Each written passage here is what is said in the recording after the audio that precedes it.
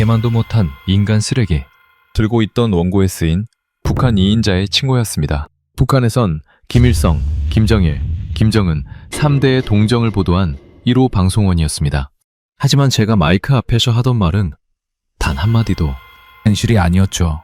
방송이 끝난 그날, 저는 특권층 아파트를 버리고 사라졌죠. 이유가 궁금하십니까? 끝까지 시청해주셔서 감사합니다. 구독과 좋아요로 함께해주세요. 여러분 안녕하십니까? 김영애라고 합니다. 올해로 65이 되었습니다. 지금은 대한민국 서울에서 살고 있지만 저는 평양에서 태어나 평양에서 자랐고 평양에서 30에 가까이 방송원으로 일했던 사람입니다. 오늘 제가 여러분께 들려드릴 이야기는 평생 마이크 앞에서 거짓말을 하다가 자식을 잃고 나서야 진실을 말하기 위해 떠난 어느 어미의 이야기입니다. 부끄럽고 또 부끄러운 이야기지만 이제는 말씀드려야 할 것 같습니다. 제 입으로 말입니다. 그 모든 것은 이렇게 시작되었습니다. 저는 1960년대 초반 평양 중구역에서 태어났습니다. 우리 집은 경루동이라고 평양 한복판에 있는 동네였는데 말이죠. 여러분은 잘 모르시겠지만 거기는 그냥 평범한 동네가 아니었습니다. 당 간부들이며 방송국 직원들, 그러니까 북에서 말하는 특별한 사람들이 모여 사는 곳이었어요. 우리나라로 치면 글쎄요. 옛날에 서울 한남동이나 평창동 같은 그런 동네라고 보시면 비슷할 것 같습니다. 아버지는 당에서 일하셨고 어머니는 평양 산원에서 간호원으로 계셨습니다. 형제는 저 위로 오빠 둘, 아래로 여동생 하나가 있었는데 어렸을 적 우리 집은 정말이지 부족한 게 없었어요. 쌀밥을 매일 먹었고 명절 때면 어머니가 직접 김치를 담그시고 두부를 만드시고 잔치상을 차리셨습니다. 그 김치 맛이 지금도 혀끝에 맴돕니다. 평양 김치는 함경도 김치하고도 다르고 남쪽 김치하고도 또 다른데 양념을 적게 하고 시원하게 담그는 게 특징이죠. 어머니께서 김장하시던 그 모습이 지금도 눈에 선합니다. 봄이 되면 대동강변에 진달래가 한가득 피어났습니다. 학교 가는 길에 강물이 햇빛에 반짝거리는 걸 보면서 저는 정말로 우리나라가 세상에서 제일 좋은 나라인 줄 알았어요. 어렸을 때부터 학교에서 그렇게 가르쳤거든요. 조선은 사회주의 낙원이다. 위대한 수령님 덕분에 우리는 세상에 부럼 없이 살고 있다고. 그 말을 저는 한 번도 의심해 본 적이 없었습니다. 정말입니다. 제가 평양 연극영화대학 화술과에 들어간 건 19살 때였습니다. 아시는 분은 아시겠지만 화술과라는 게 우리나라로 치면 아나운서학과 같은 곳이에요. 그때 저는 조선중앙방송에서 마이크를 잡는 게 평생의 꿈이었습니다. 어머니께서는 그 소식을 들으시고 기뻐서 우셨어요.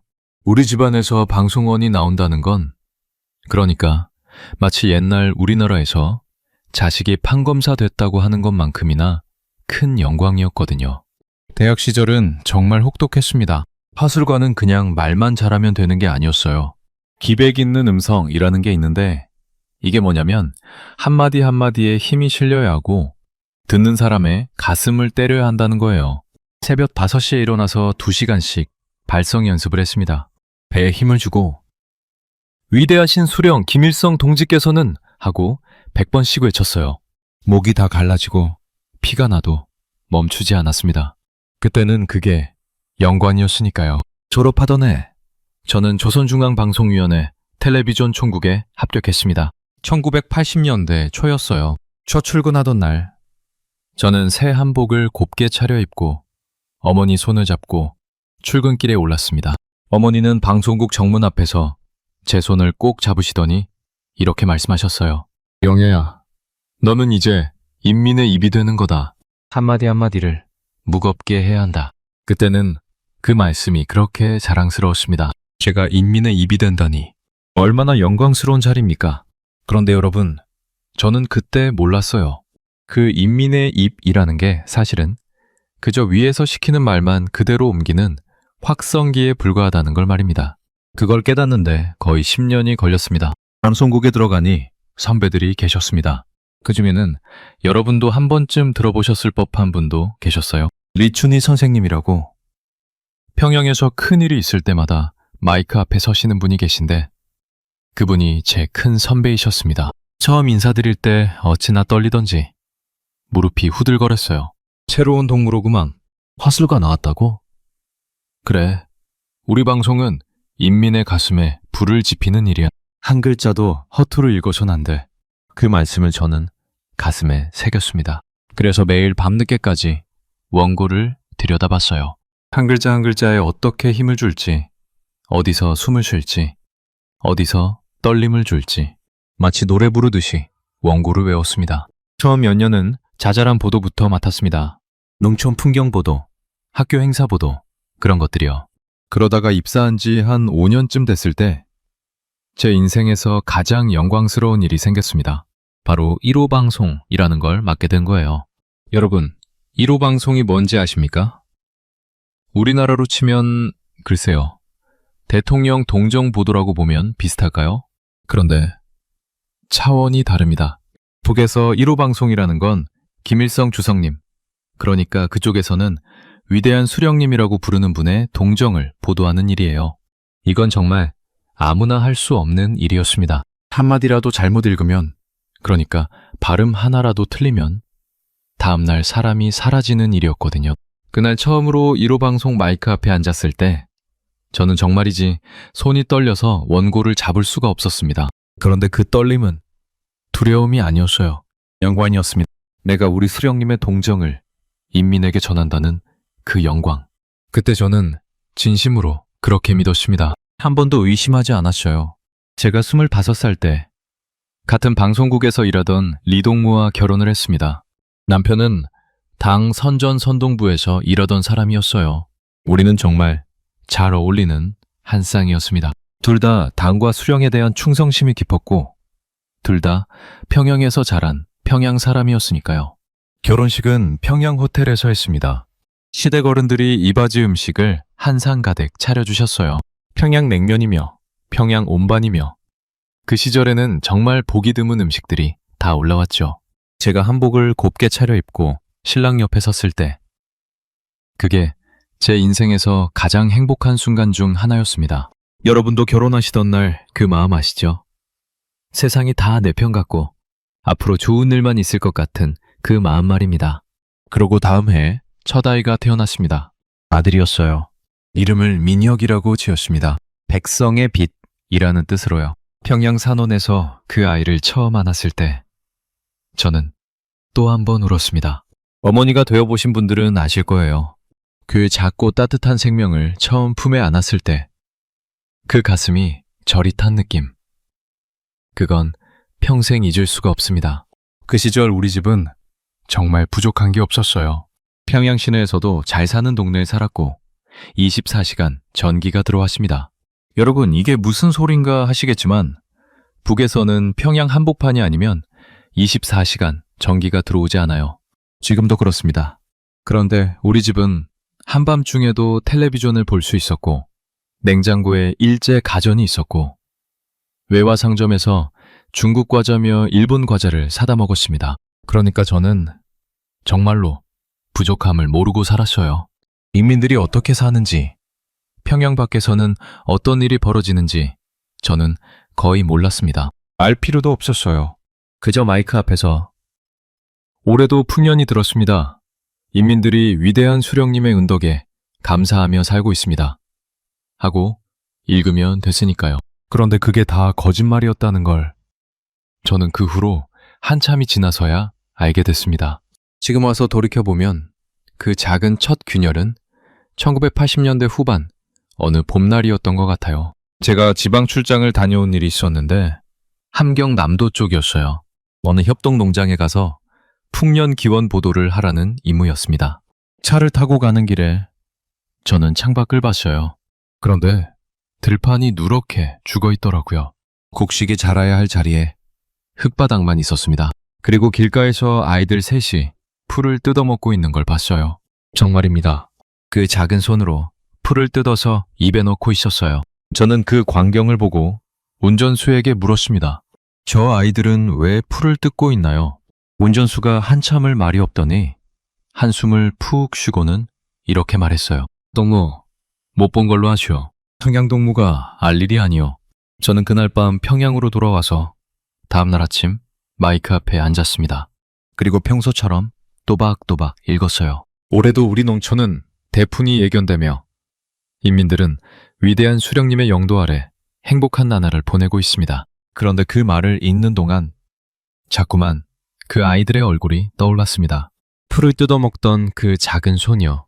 가슴 한 구석이 이상하게 답답해졌어요. 처음으로 제 입에서 나오는 말이 어쩌면 다 맞는 말이 아닐 수도 있다는 그 느낌. 그게 들었습니다. 하지만 저는 그 느낌을 애써 눌렀어요. 아니야. 저런 건 일부 지방의 일시적인 어려움일 뿐이야. 우리 수령님께서 다 해결해 주실 거야. 그렇게 스스로를 다독였습니다. 그때는 몰랐어요. 그게 제 30년 거짓말의 시작이었다는 걸 말입니다. 그리고 그 거짓말의 끝에서 제가 가장 사랑하는 사람을 잃게 될 거라는 것도 그때는 정말 꿈에도 몰랐습니다. 다음에 무슨 일이 있었는지 계속 말씀드리겠습니다. 여러분, 1994년 그 여름을 기억하십니까? 맘속에서도 그 무렵 큰일이 많았다고 들었습니다. 김영삼 대통령이 계실 때였지요. 그해 7월, 이쪽 대한민국에서도 정상회담을 앞두고 한참 기배가 컸을 때라고 하더라고요. 그런데 그 회담을 이루지 못하고 김일성 주석님이 갑자기 돌아가셨습니다. 1994년 7월 8일이었어요. 저는 그날을 평생 잊을 수가 없습니다.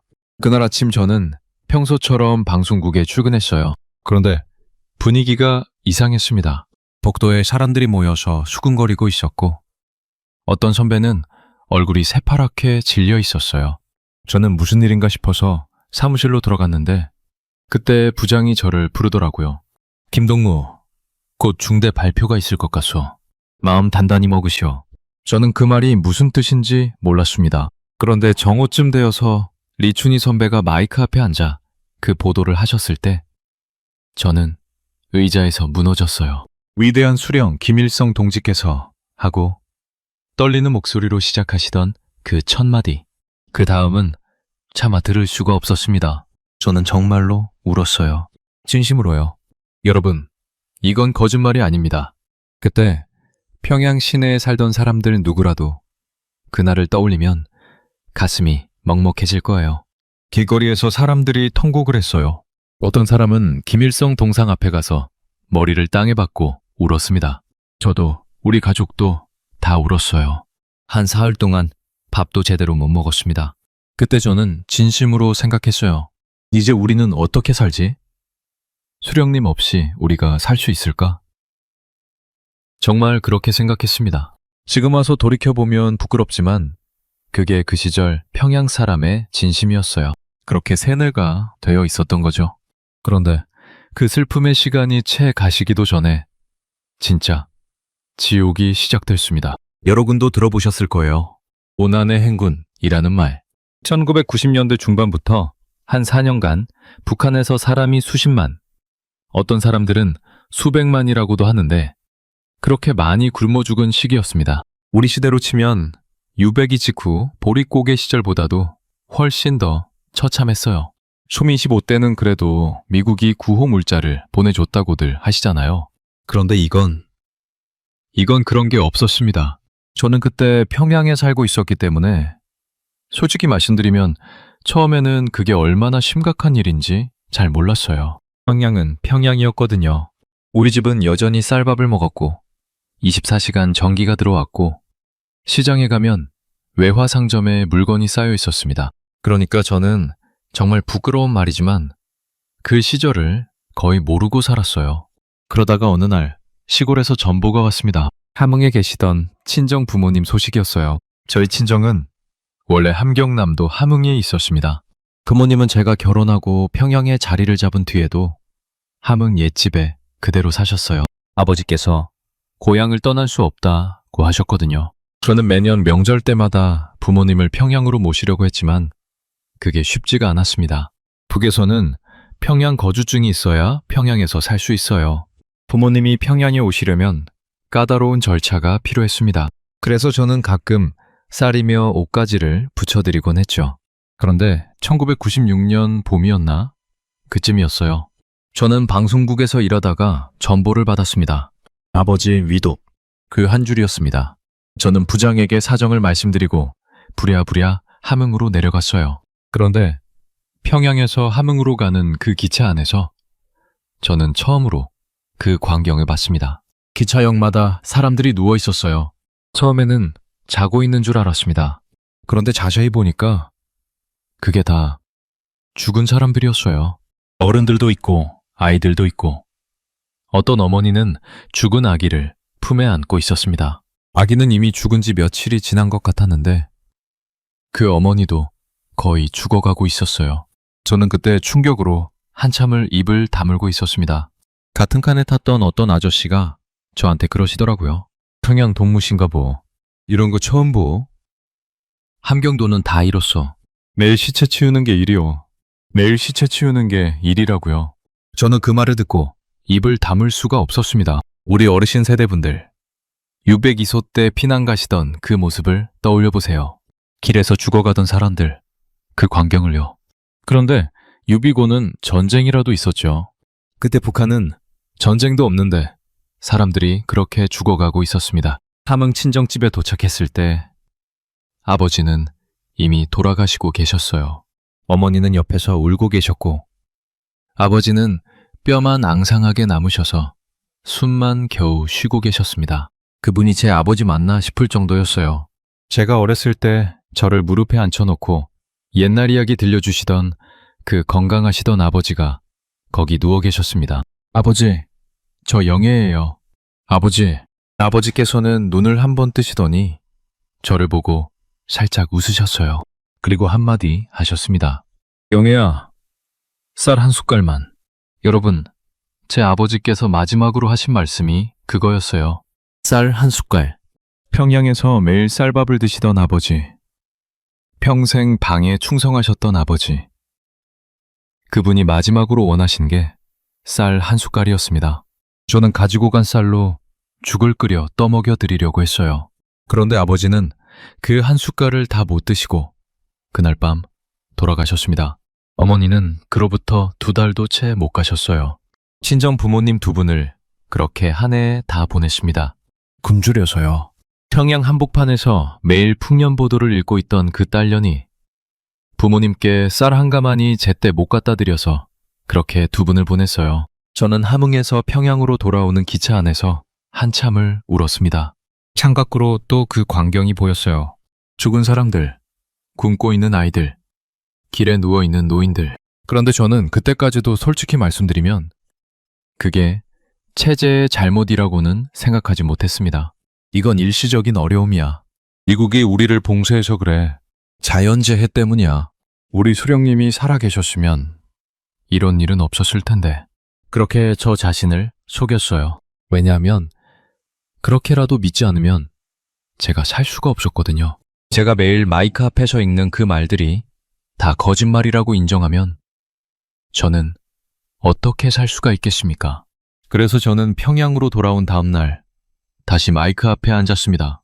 그리고 또 평소처럼 또박또박 읽었어요.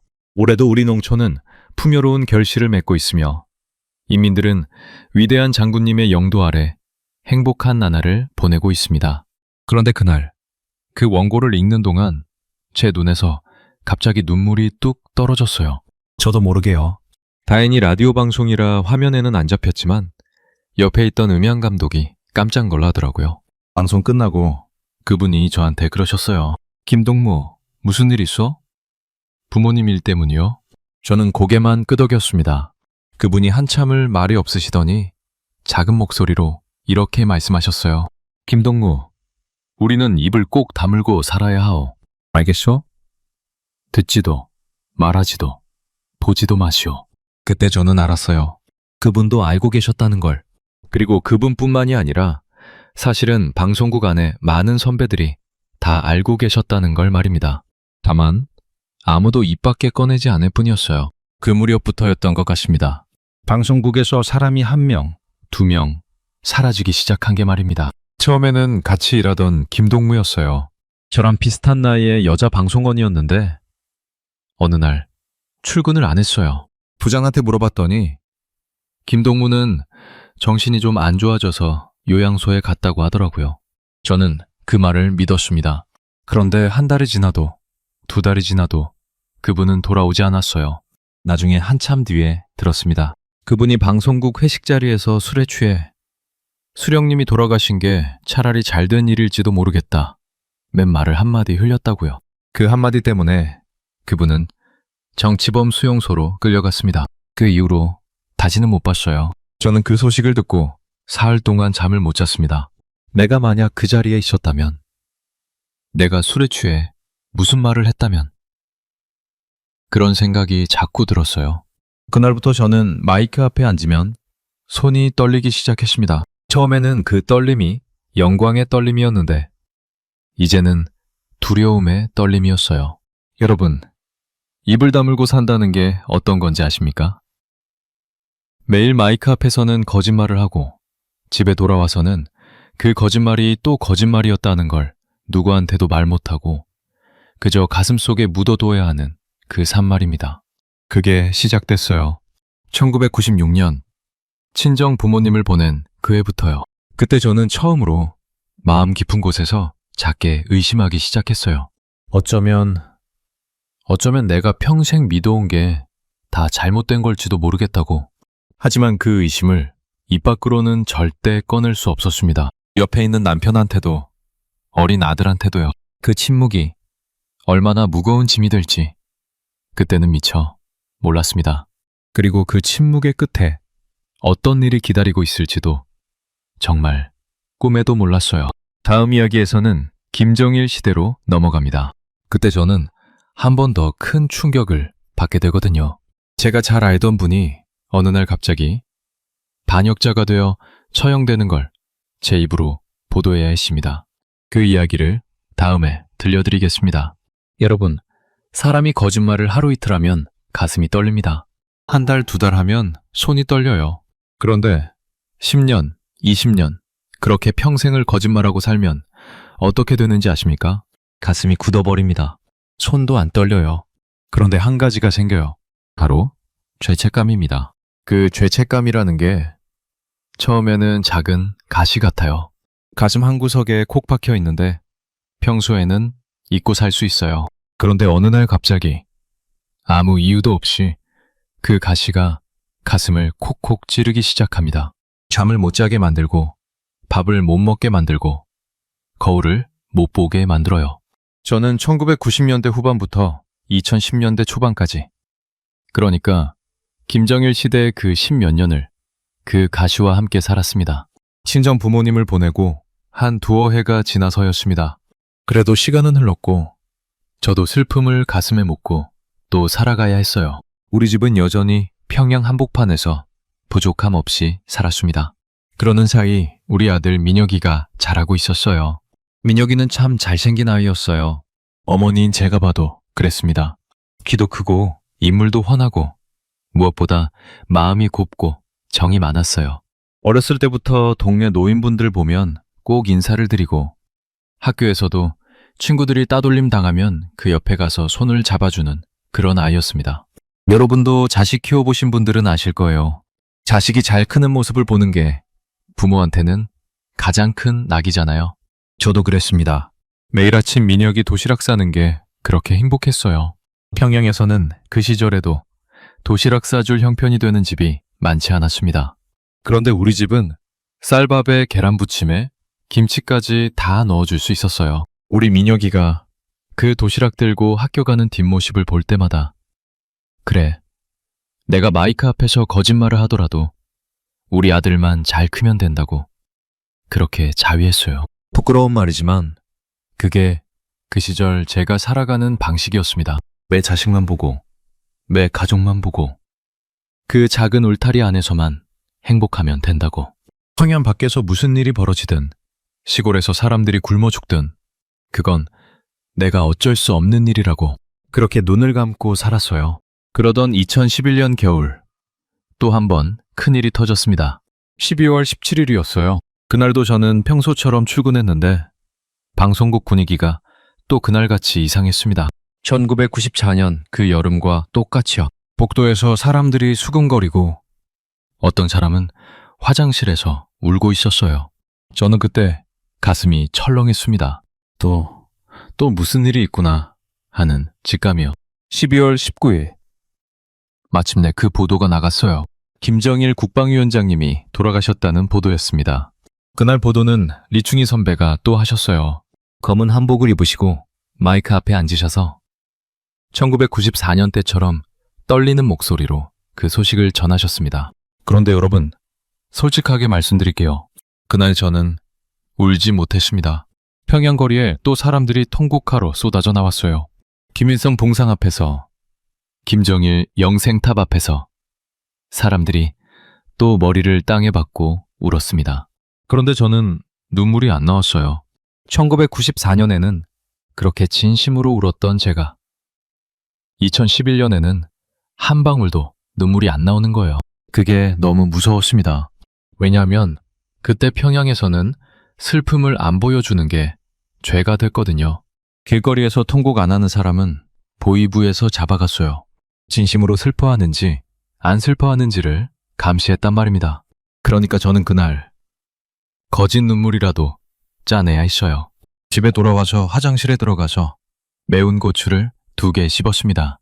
눈에서 눈물이 펑펑 나오라고요. 그 매운 고추를 씹으면서 거울을 보는데 그 거울 속의 제 얼굴이 너무 낯설더라고요. 내가 이렇게까지 됐구나. 그때 처음으로 그 생각을 했어요. 매운 고추즙으로 거짓 눈물을 만들어내고 있는 그 여자가 정말 김영애가 맞나? 하는 생각을요. 1994년의 김영애는 진심으로 울었는데 2011년의 김영애는 매운 고추로 눈물을 짜내고 있었어요. 그 17년 사이에 무슨 일이 있었던 걸까요? 무엇이 저를 그렇게 만든 걸까요? 김정일 위원장이 돌아가시고 나서 그분의 셋째 아드님이 후계자가 됐습니다. 김정은이라는 분이죠. 그때 그분 나이가 28이었나 9이었나?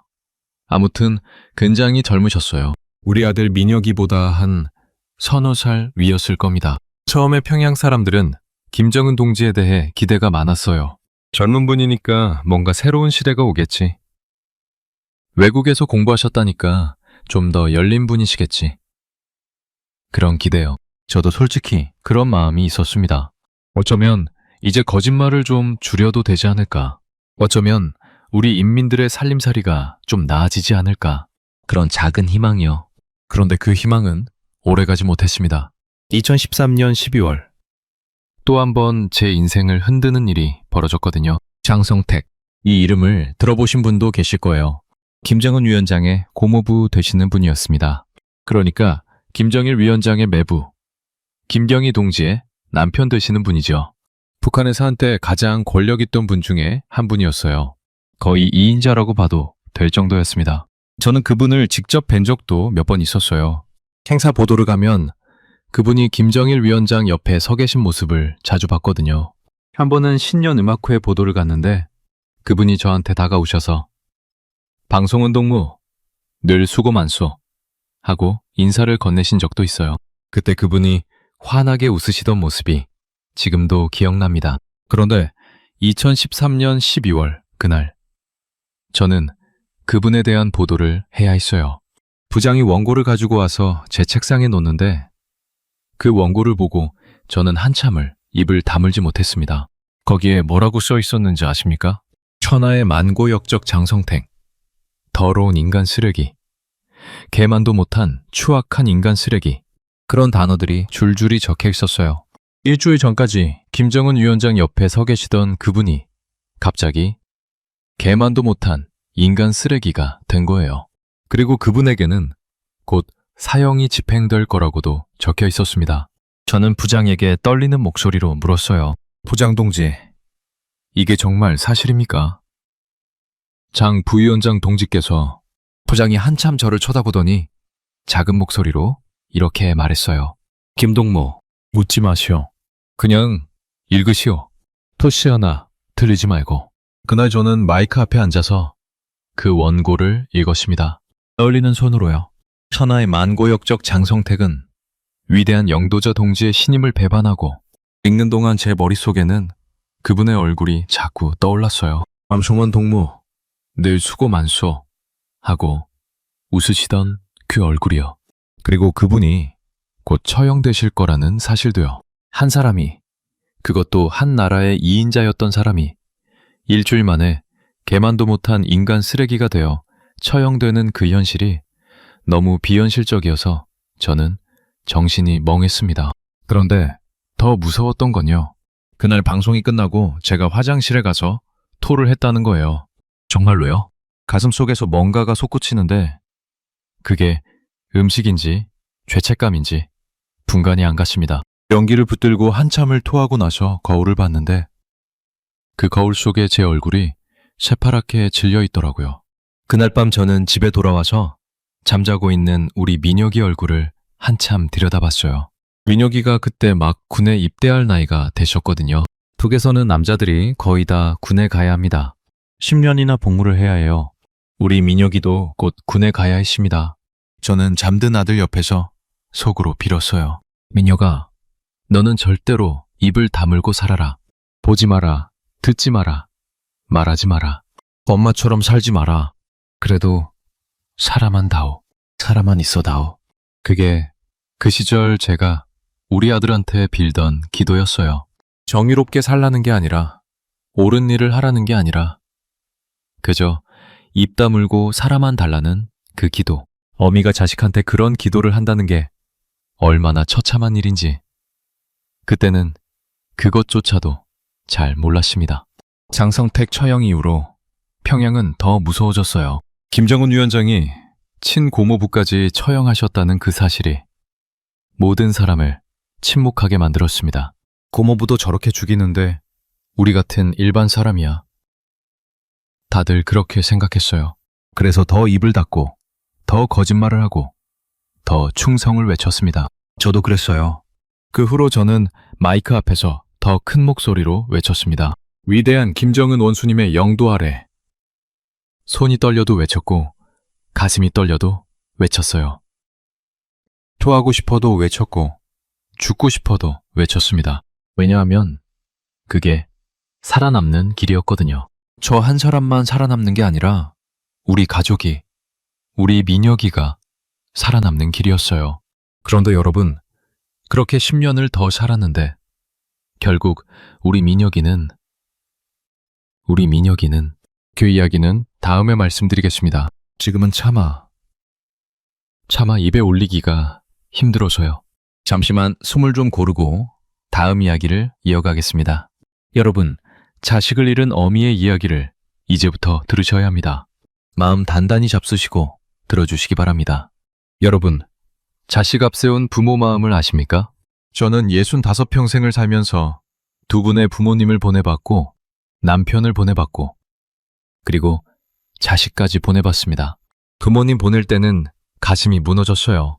남편 보낼 때는 세상이 무너졌어요. 그런데 자식을 보낼 때는 내가 무너집니다. 내 안에 있던 모든 게 다 무너져 내려요. 그 자리에는 그저 텅 빈 어미만 남습니다. 오늘 제가 들려드릴 이야기는 제 인생에서 가장 들려드리기 힘든 이야기입니다. 잠시만 숨을 좀 고르고 시작하겠습니다. 먼저 우리 남편 이야기부터 잠깐 드려야겠어요. 2018년 가을이었습니다.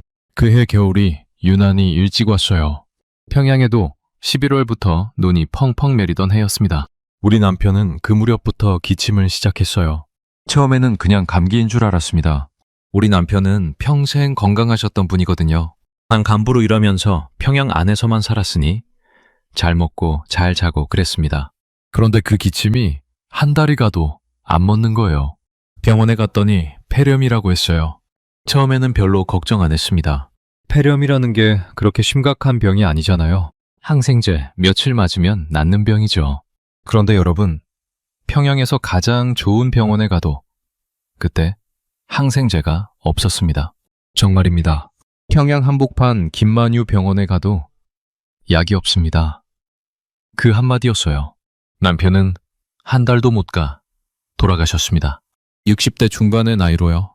약 한 알만 있었으면 살았을 사람이 그 약이 없어서 죽었습니다. 평양 특권층이었던 우리 남편이요. 저는 남편 장례식 날 영정 앞에서 한참을 못 일어났어요.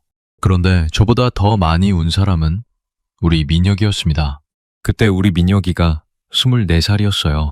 군에 입대한 지 얼마 안 됐을 때라 휴가를 나와서 아버지 임종을 지켰는데 다 큰 청년이 어린아이처럼 울더라고요. 아버지 약 한 알만 있었으면. 그 말을 우리 아들은 몇 번이고 되뇌었습니다. 저는 그때 우리 아들이 그렇게 슬퍼하는 모습을 보면서 가슴이 또 한 번 무너졌어요. 그리고 마음속으로 빌었습니다. 그래도 우리 민혁이만은 무사히 군복무 마치고 돌아오게 해주세요. 라고요. 누구한테 빌었는지도 모르겠어요. 그저 빌었습니다. 그런데 그 기도가 닿지 않았습니다. 남편을 보내고 한 반년쯤 지났을까요? 2019년 봄이었습니다. 그날도 저는 평소처럼 출근 준비를 하고 있었어요. 아침 7시쯤이었던 것 같아요. 막 출근하려고 옷을 입고 있는데 집 전화가 울렸습니다. 여보세요? 어머니 저 민혁입니다. 우리 아들 목소리였어요. 군에서 전화하는 게 쉬운 일이 아닌데 어떻게 전화를 했나 싶었습니다. 그런데 그 목소리가 좀 이상했어요. 평소처럼 씩씩한 목소리가 아니라 뭔가 가라앉아 있는 목소리였습니다. 민혁아, 무슨 일이야? 어디 아프니? 아니에요, 어머니. 그냥 어머니 목소리가 듣고 싶어서요. 저는 그때 이상하다고 생각했어야 했어요. 우리 민혁이는 그런 말을 잘 안 하는 아이였거든요. 평소에 전화하면 어머니, 저 잘 있습니다. 식사 잘하세요? 그게 끝이었어요. 그런데 그날은 자꾸 길게 통화를 하려고 하는 거예요. 어머니, 옛날에 제가 어렸을 때 어머니가 저한테 도시락 싸주시던 거 기억나세요? 그럼 기억나지. 너 계란부침 좋아했잖아. 네, 어머니. 도시락이 그렇게 맛있었어요. 그때가 참 좋았어요. 저는 그때 가슴이 좀 이상했어요. 우리 민혁이가 갑자기 옛날 이야기를 하는 게 마음에 걸렸습니다. 그래서 물었어요. 민혁아, 너 정말 무슨 일 있는 건 아니지? 어디 아픈 데 있으면 엄마한테 말해.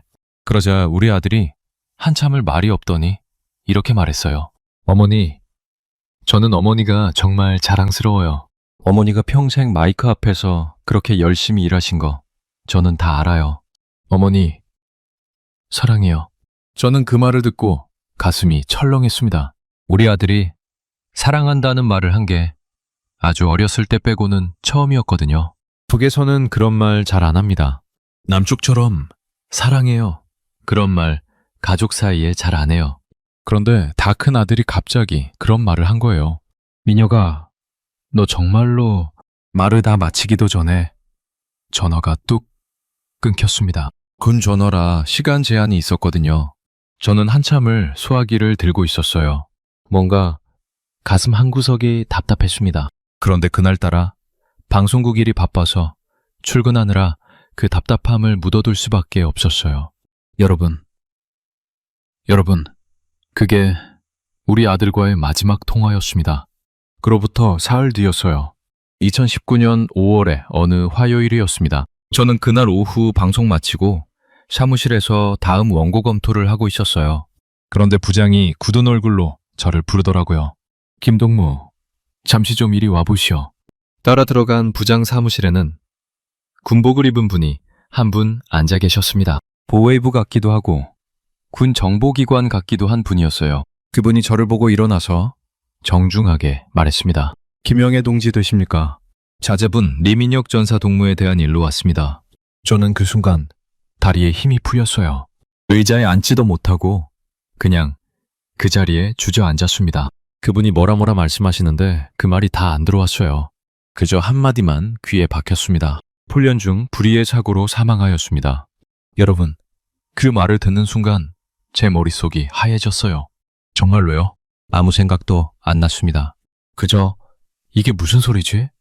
우리 민혁이가 사고로?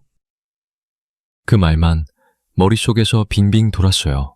저는 그분께 매달렸습니다. 우리 아들 시신 좀 보게 해주세요.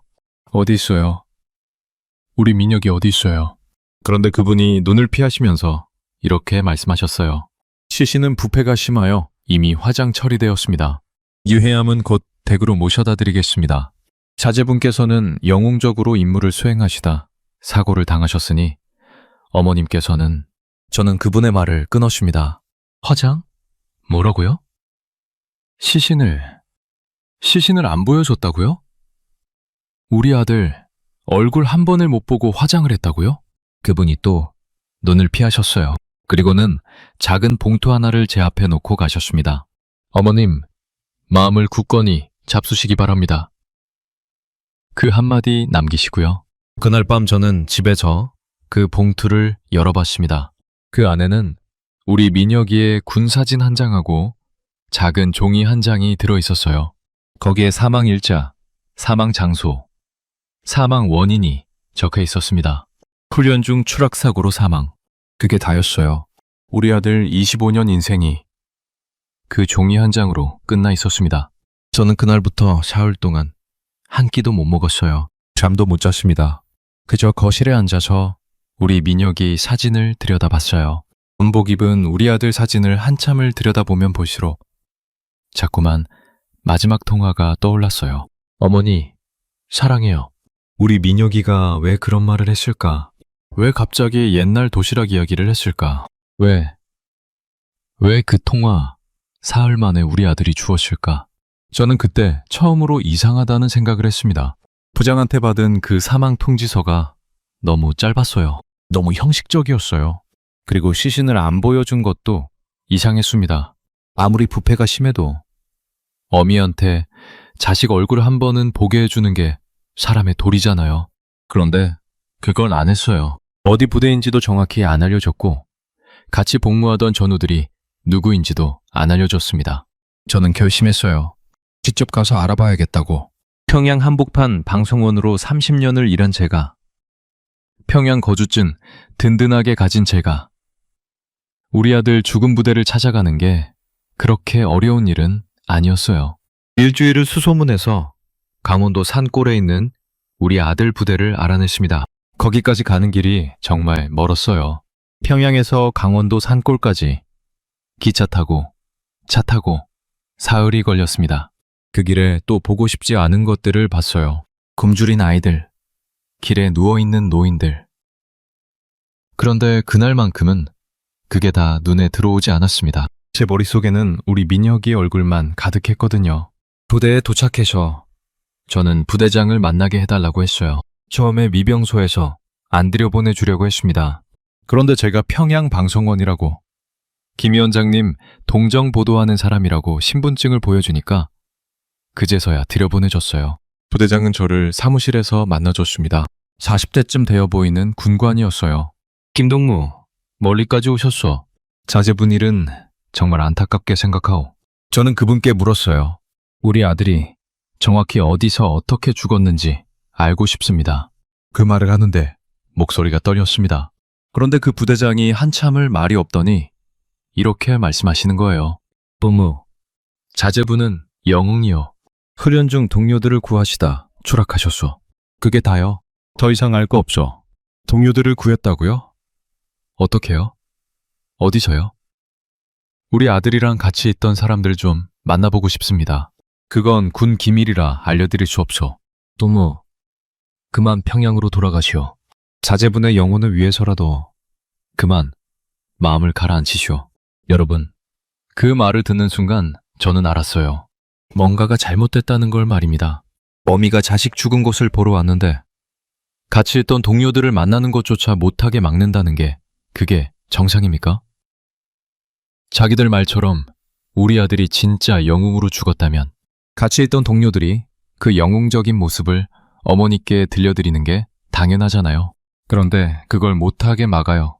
저는 그날 부대 근처 여관에서 하룻밤을 묵었습니다. 다음날 평양으로 돌아가야 했거든요.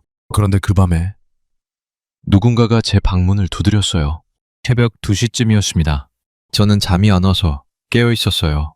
문 앞에 누가 서 있길래 조심스럽게 문을 열었더니 군복 입은 어린 청년이 한 명 서 있었습니다. 20살이나 됐을까 싶은 앳된 얼굴이었어요. 어머니 되십니까? 리민혁 전사 어머님? 저는 그 자리에 그대로 무너졌습니다. 우리 아들 친구라는 걸 직감으로 알았어요. 그 청년이 황급히 저를 부축해서 방으로 들였습니다.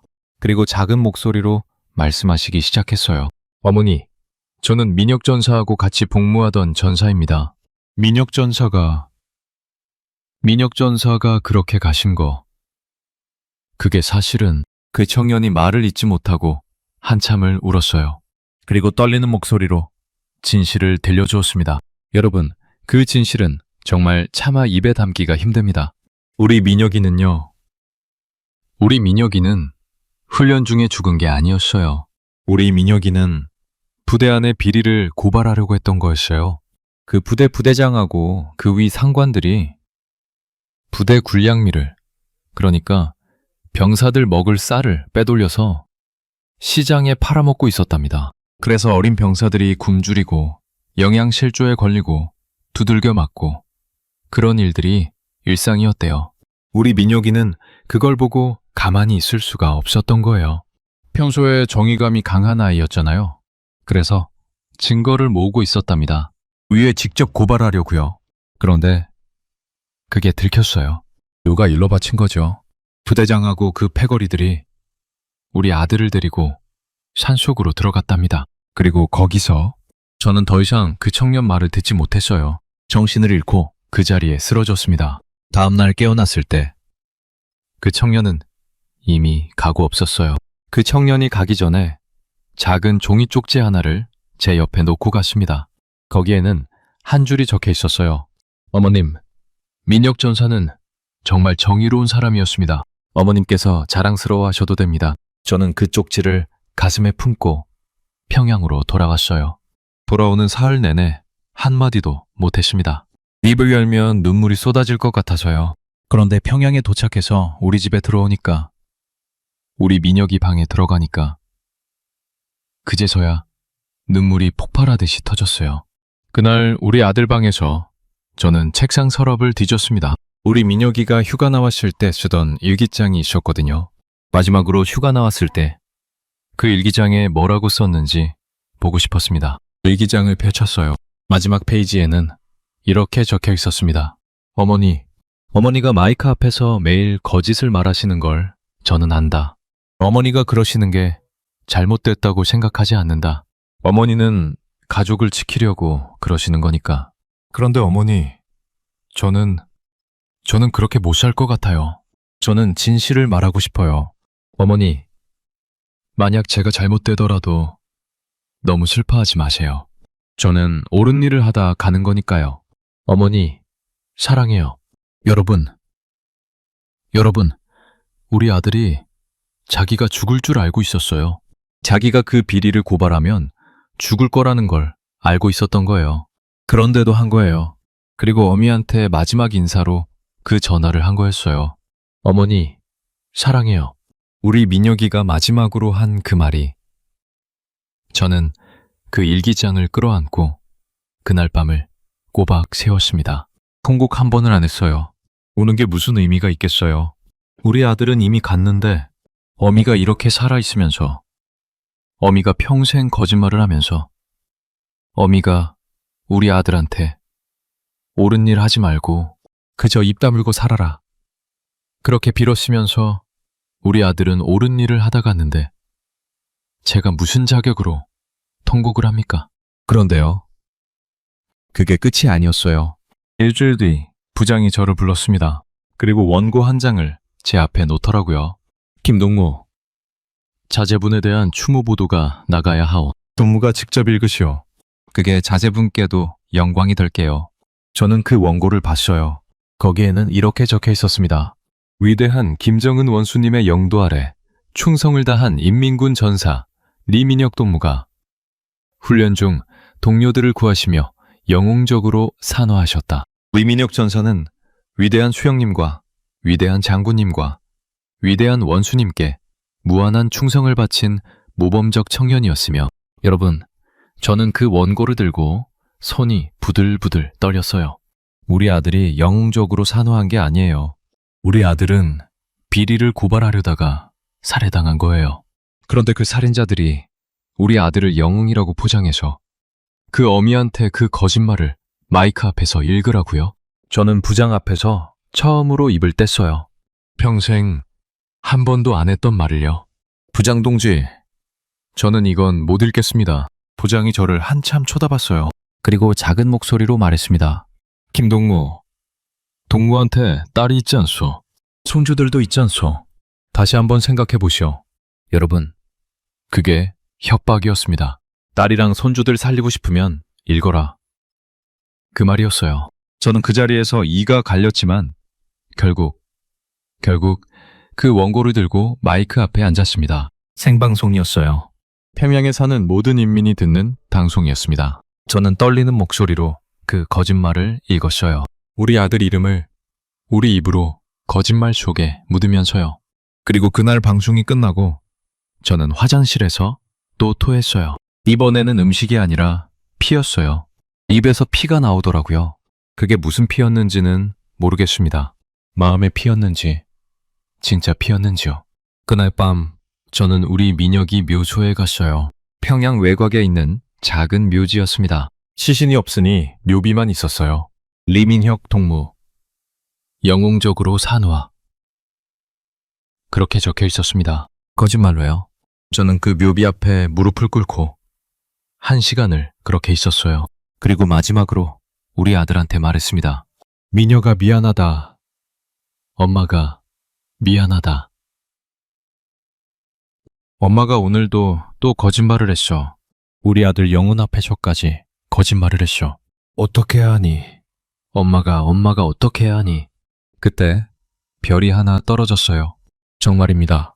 묘비 위로 별 하나가 떨어졌습니다. 저는 그 별을 보면서 결심했어요.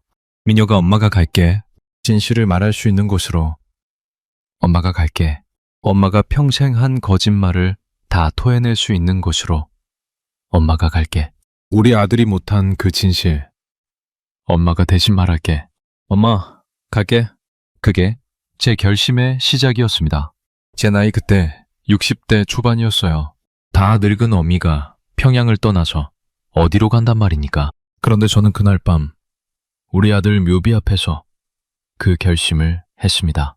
다음 이야기에서는 그 60대 늙은 어미가 어떻게 평양을 빠져나왔는지를 들려드리겠습니다. 평생 마이크 앞에 앉아있던 사람이 어떻게 그 마이크를 버리고 자유의 땅으로 떠났는지를요. 여러분, 결심이라는 게 참 묘한 겁니다. 저는 우리 아들 묘비 앞에서 엄마가 갈게 하고 마음먹은 그 순간에는 정말 당장이라도 떠날 수 있을 것 같았어요. 그런데 막상 그 다음날 아침에 눈을 뜨고 보니까 가슴이 또 갑갑해지는 거예요. 내가 어떻게 떠나? 평양 한복판에서 60년을 산 내가 무슨 수로 떠나? 그 막막함이라는 게요. 마치 깊은 바다 한가운데 떨어진 사람이 헤엄쳐서 육지로 가야지 하고 결심한 거랑 똑같았어요. 열심은 했는데 어디로 어떻게 가야 할지 도무지 알 수가 없는 그 막막함. 그래도 저는 그 막막함 속에서 한 발 한 발 걸어 나갔습니다. 그 이야기를 오늘 들려드리겠습니다. 우리 아들이 가고 나서 저는 한 6개월을 마이크 앞에 앉지 못했어요. 정말입니다. 부장한테 사정해서 병가를 냈습니다.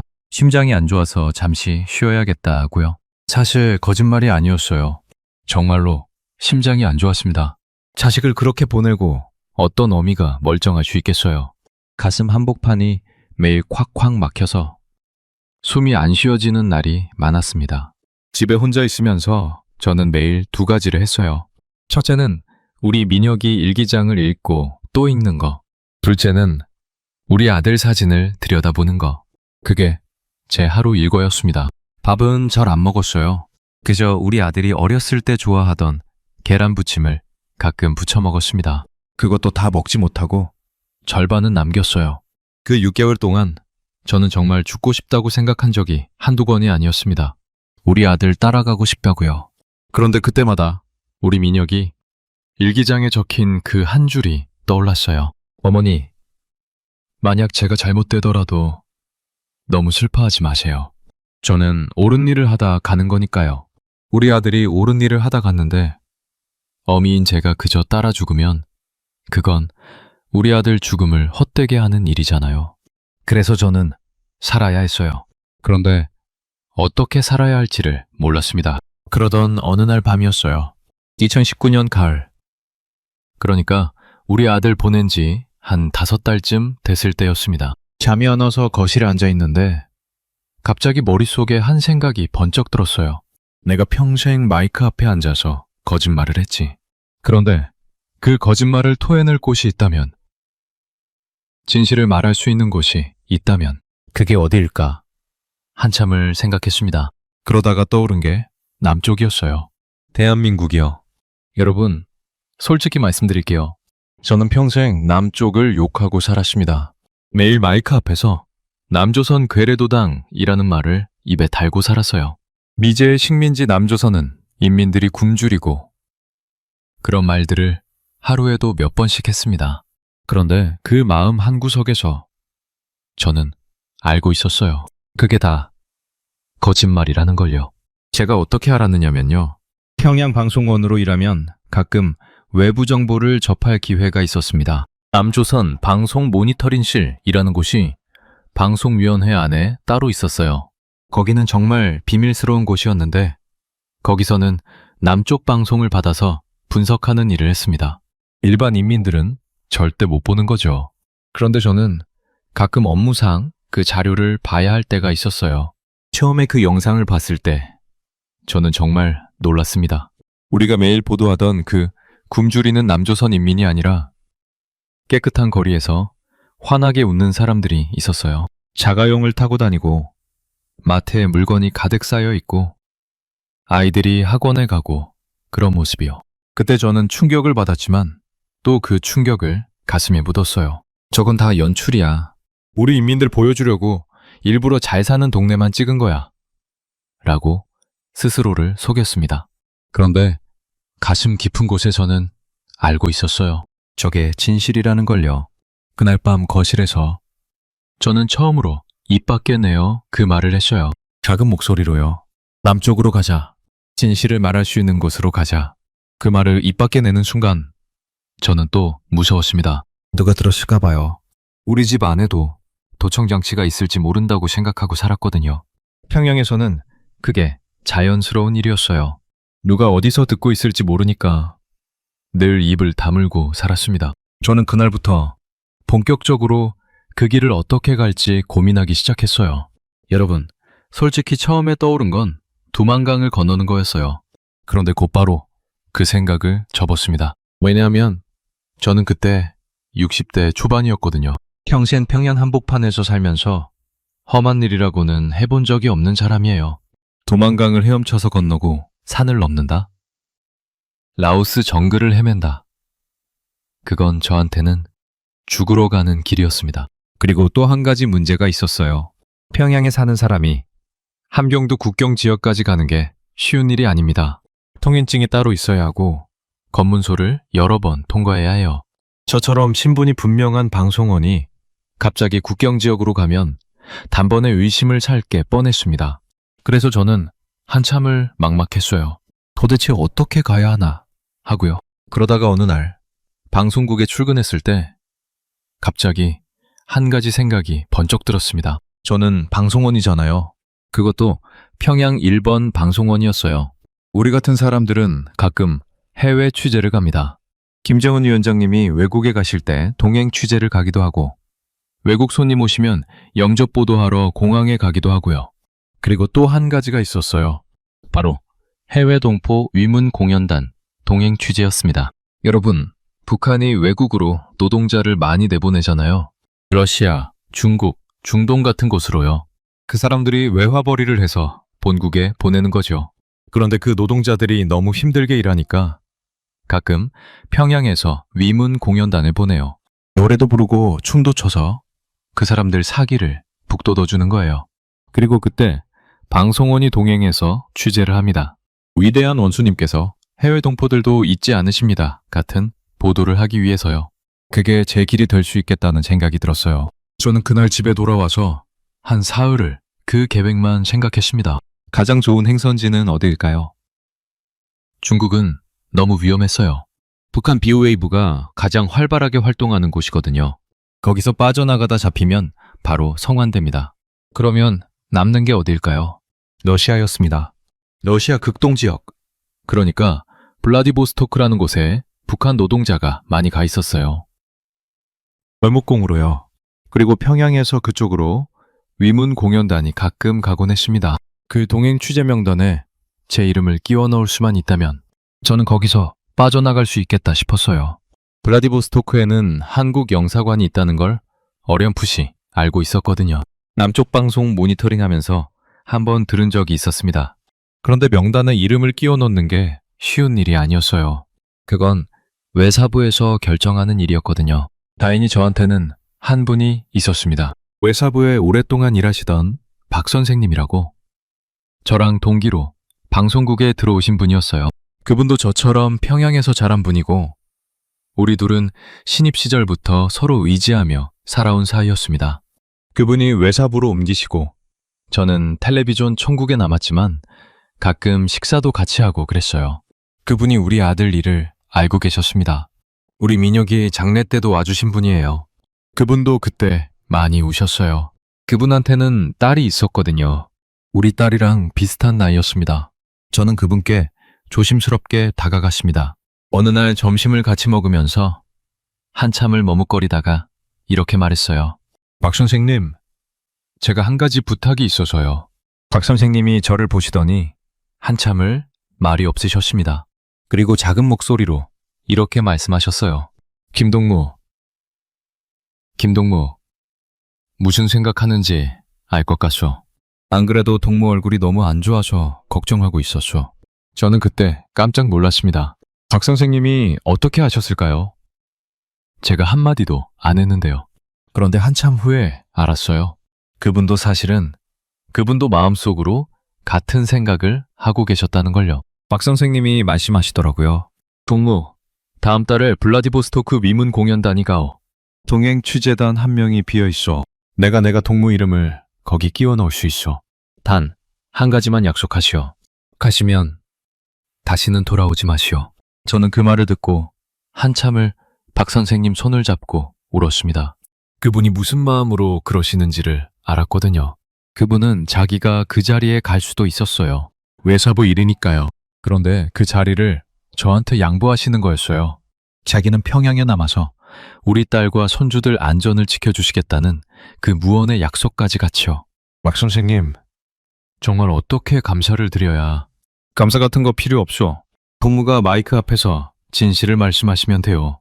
평양에 남은 우리 모두를 대신해서요. 그게 동무의 임무요. 여러분, 저는 그분이 어떤 분이신지 지금도 모릅니다. 살아계신지, 어떻게 되셨는지 모릅니다. 그저 가슴에 깊이 새기고 있습니다. 박 선생님, 살아만 계셔 주십시오. 어디 계시든지요.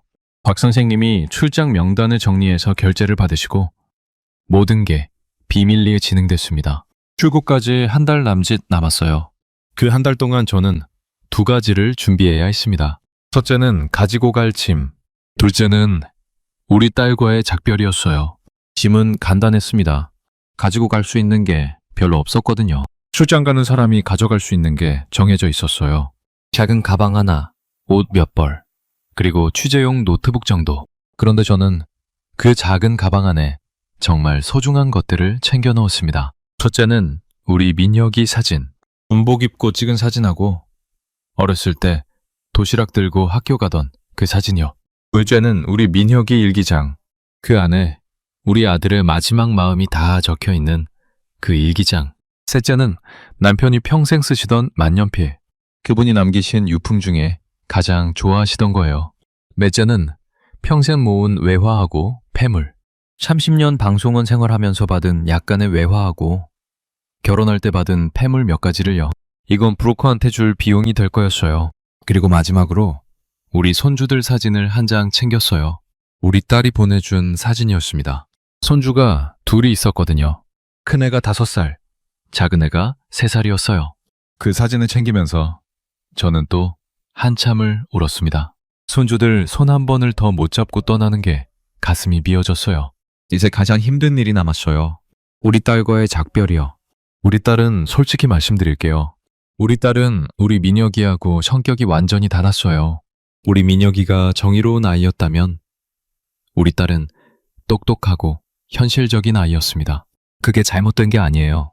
사람마다 성격이 다 다르잖아요. 우리 딸은 그저 살아남기 위해서 그렇게 자란 거였어요. 우리 딸 남편이 보이부에서 일하는 사람이었어요. 그러니까 사위가 보이부 출신이에요. 그래서 저는 우리 딸한테 절대 제 계획을 말할 수 없었습니다. 우리 딸이 알면 사위가 알게 될 수도 있고, 그러면 저는 떠나기도 전에 잡혀가게 되거든요. 그리고 또 한 가지, 우리 딸한테 미리 말하면 우리 딸이 너무 괴로울 거라고 생각했어요. 어머니 가지 마시라고 매달릴 게 뻔했고, 그러면 저는 또 떠날 수가 없을 것 같았습니다. 그래서 저는 출국 사흘 전에 우리 딸 가족을 우리 집으로 초대했어요. 오랜만에 어머니랑 식사 한 끼 하자고요. 우리 딸이 손주 둘을 데리고 왔습니다. 사위는 일이 바쁘다고 안 왔어요. 그게 차라리 다행이었습니다.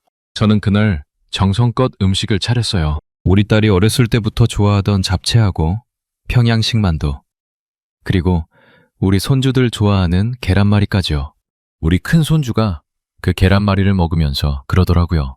할머니 음식이 제일 맛있어요. 저는 그 말을 듣고 식탁 밑에서 손이 떨렸습니다. 이게 이 아이가 할머니 음식을 먹는 마지막 식사가 될 거라는 걸 저만 알고 있었거든요. 식사가 끝나고 우리 딸이 손주들을 데리고 가려고 일어섰을 때 저는 우리 딸을 잠시 안았어요. 평소에 잘 안 하던 일이었습니다.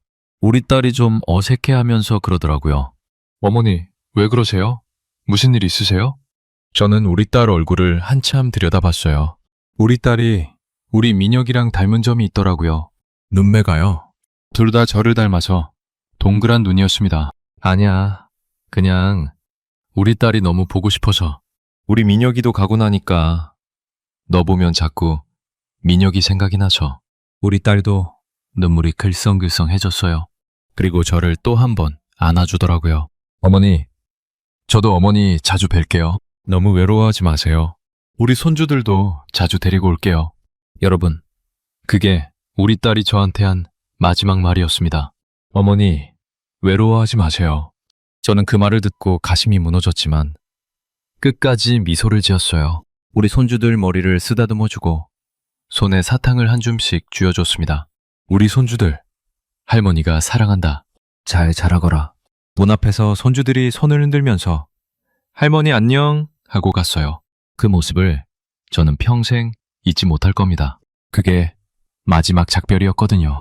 우리 손주들도 모르게, 우리 딸도 모르게요. 출국 전날 밤, 저는 잠을 한숨도 못 잤습니다. 평양에서 60년을 살았던 그 집을 마지막으로 둘러봤어요.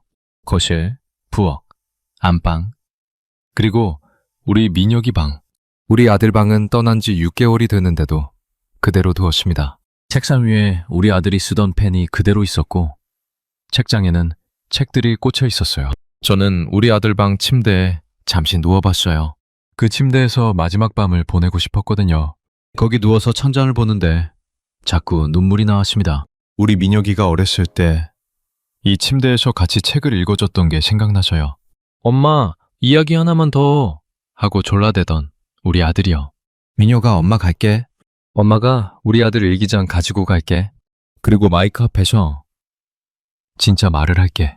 엄마가 30년 동안 거짓말한 그 입으로 이번에는 진실을 말할게. 엄마가 갈게. 저는 그렇게 우리 아들한테 작별 인사를 하고 그제서야 한두 시간을 잤습니다. 다음날 아침, 저는 평소처럼 출근복을 갖춰 입고 집을 나섰어요. 가방 하나 들고요. 평양 순안공항으로 가는 차에 올랐습니다. 차 창밖으로 평양 시내가 보였어요. 대동강이 보이고 어렸을 때 다녔던 학교가 보이고 결혼식을 올렸던 평양 호텔이 보였습니다. 차 안에서 저는 마음속으로 그 모든 것들에게 작별 인사를 했어요. 잘 있어, 잘 있어. 내 평생을 살았던 평양아. 잘 있어. 내 어머니 아버지가 잠들어 있는 함흥아. 잘 있어. 내 남편이 잠들어 있는 평양 외곽이여. 잘 있어. 내 아들이 잠들어 있는 그 묘지여. 그리고 잘 있어. 내 딸과 손주들이여. 차가 공항에 도착했을 때 저는 두려움보다도 한 가지 마음이 더 컸습니다. 그건 이상하게도 안도감이었어요. 드디어 이 거짓말의 땅을 떠난다는 안도감이요. 그 안도감이 죄책감보다도 컸다는 게 저는 지금도 부끄럽습니다. 우리 딸과 손주들을 두고 오면서 어떻게 안도감을 느낄 수가 있었을까요? 하지만 사람이라는 게 그래요. 절벽 끝에 몰리면 결국 자기 한 목숨을 살리려고 하는 그 본능이 있나 봐요. 저도 그런 사람이었습니다. 부끄럽지만 그게 그날의 저였어요. 비행기가 평양 순안공항을 이륙해서 동쪽으로 날아갈 때 저는 창밖으로 평양 시내가 점점 작아지는 걸 봤습니다. 그리고 마음속으로 한마디를 했어요. 이제는 정말 마이크 앞에서 진실을 말할 수 있겠죠. 우리 미녀가. 다음 이야기에서는 그 비행기가 도착한 블라디보스토크 호텔에서 무슨 일이 벌어졌는지를 들려드리겠습니다. 평생을 평양에서 산 60대 어미가 호텔방에서 빠져나오는 그 30분의 이야기를요. 여러분, 사람의 심장이라는 게 1시간에 보통 몇 번을 뛴다고 합니까? 4,000번이 넘는다고 하죠. 그런데 저는 그날 밤 1시간에 10,000번은 뛴 것 같습니다. 정말입니다. 가슴이 너무 빨리 뛰어서 손목 핏줄이 다 보일 정도였어요. 오늘 들려드릴 이야기는 제 인생에서 가장 짧고 가장 길었던 30분의 이야기입니다. 그 30분이 제 60년 인생을 바꾸어 놓았어요. 천천히 들려드리겠습니다. 들으시는 여러분도 같이 숨을 죽이고 들어주시기 바랍니다. 평양 순안공항을 출발한 비행기는 약 2시간 반 만에 블라디보스토크 공항에 도착했습니다. 2020년 초봄이었어요. 코로나라는 병이 막 시작되던 무렵이었습니다. 비행기에서 내려서 공항 청사로 들어가는데 저는 입을 다물지 못했어요. 평생 평양에서만 살았던 제가 처음 본 외국 공항이었거든요. 천장이 그렇게 높고 사람들이 그렇게 다양했어요. 러시아 사람, 중국 사람, 한국 사람도 보였습니다. 다들 자유롭게 웃고 떠들고 있었어요. 평양 공항에서는 절대 못 보던 풍경이었습니다. 그런데 저는 그 모습을 오래 볼 수 없었어요. 제 옆에는 보위부 감시원 2분이 늘 붙어 있었거든요. 한 분은 40대 남자, 다른 한 분은 30대 남자였습니다. 2분이 번갈아 가면서 24시간 저를 감시했어요. 위문 공연단 일행 전체에는 감시원이 더 있었습니다. 그러니까 우리는 외국에 와서도 사실은 그저 평양 안에 작은 우리에 갇혀 있는 거나 마찬가지였어요. 공연단 인원이 한 20명 정도 됐습니다. 가수, 무용수, 그리고 저를 포함한 취재진 몇 명. 우리는 다 같이 버스를 타고 시내로 이동했어요. 버스 창밖으로 블라디보스토크 시내가 보였습니다. 여러분, 그 도시는 평양하고는 완전히 달랐어요. 거리에 차들이 정말 많았고 가게에는 불빛이 환했어요. 사람들이 카페에 앉아서 커피를 마시고 있었고 아이들은 부모 손을 잡고 길을 걷고 있었습니다. 그 모든 게 너무 평범한 풍경이었는데 저한테는 너무 낯설었어요. 평양 사람들은 저녁 7시면 거의 다 집에 들어가는데 여기는 밤이 깊어가는데도 거리가 환했거든요. 저는 그 풍경을 보면서 가슴 한구석이 또 따끔했습니다. 사람이 사는 게 이런 거구나 하는 그 깨달음이요. 우리 평양 사람들은 우리는 사람답게 살고 있었던 게 아니었어요. 호텔에 도착해서 우리는 각자 방을 배정받았습니다. 호텔 이름은 말씀드리지 않겠어요. 그곳을 지금도 많은 사람들이 이용할 거고 무엇보다 제가 도움을 받은 분들이 곤란해질 수 있으니까요. 방은 둘이 한 방씩 같이 썼습니다. 저는 같은 방송단의 후배 동무하고 한 방을 썼어요. 30살쯤 된 젊은 여자 방송원이었습니다. 똑똑하고 예쁜 동무였어요. 그분도 나중에 어떻게 됐는지 저는 모릅니다. 그분이 돌아가셔 무사하셨기를 매일 빌고 있어요. 첫째 날은 별일 없었습니다.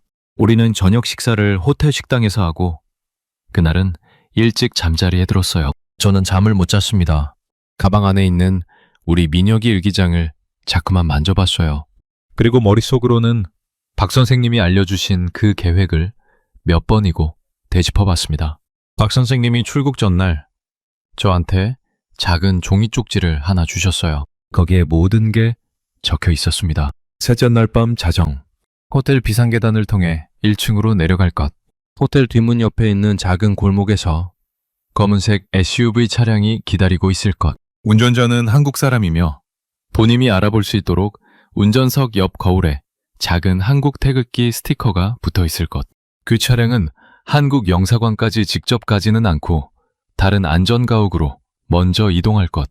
저는 그 종이 쪽지를 외운 다음 화장실 변기에 흘려보냈어요.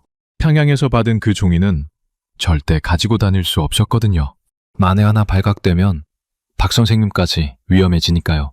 둘째 날, 우리는 위문 공연을 했습니다. 저는 그 공연을 취재하러 갔어요. 여러분, 그날 본 풍경을 저는 평생 잊지 못합니다. 블라디보스토크 외곽에 북한 노동자 합숙소가 있었어요. 거기에는 우리 인민군 장병들 같은 사람들이 한 100명쯤 모여서 살고 있었습니다. 다 남자들이었어요. 나이는 20대부터 40대까지. 그분들은 벌목공이었습니다. 러시아 시베리아 숲에서 나무를 베어서 그걸 외화벌이로 본국에 보내는 일을 하시는 분들이에요. 그분들 모습을 처음 봤을 때 저는 정말 깜짝 놀랐습니다. 옷이 다 떨어져 있었어요. 한겨울에 시베리아에서 벌목 일을 하는데 입고 있는 옷이 우리 평양 인민들 있는 그것보다도 훨씬 낡아 있었습니다. 신발은 거의 다 헤어져서 발가락이 보일 정도였어요. 얼굴은 까맣게 그을렸고 손은 다 갈라져 있었습니다. 어떤 분은 손가락 하나가 없었어요. 사고로 잘려나간 거죠. 그런데 그 합숙소 안에 들어가니까 더 충격적이었습니다. 한 방에 10명, 15명씩 같이 자고 있었어요. 침대도 제대로 없고 그저 나무 판자 위에 담요 한 장 깔고요. 화장실은 밖에 푸세식 화장실 하나가 있을 뿐이고 씻을 곳도 변변치 않았어요. 그분들은 하루에 14시간 일하고 한 달에 한두 번 쉰다고 했습니다. 임금은요? 거의 다 본국으로 보내져요.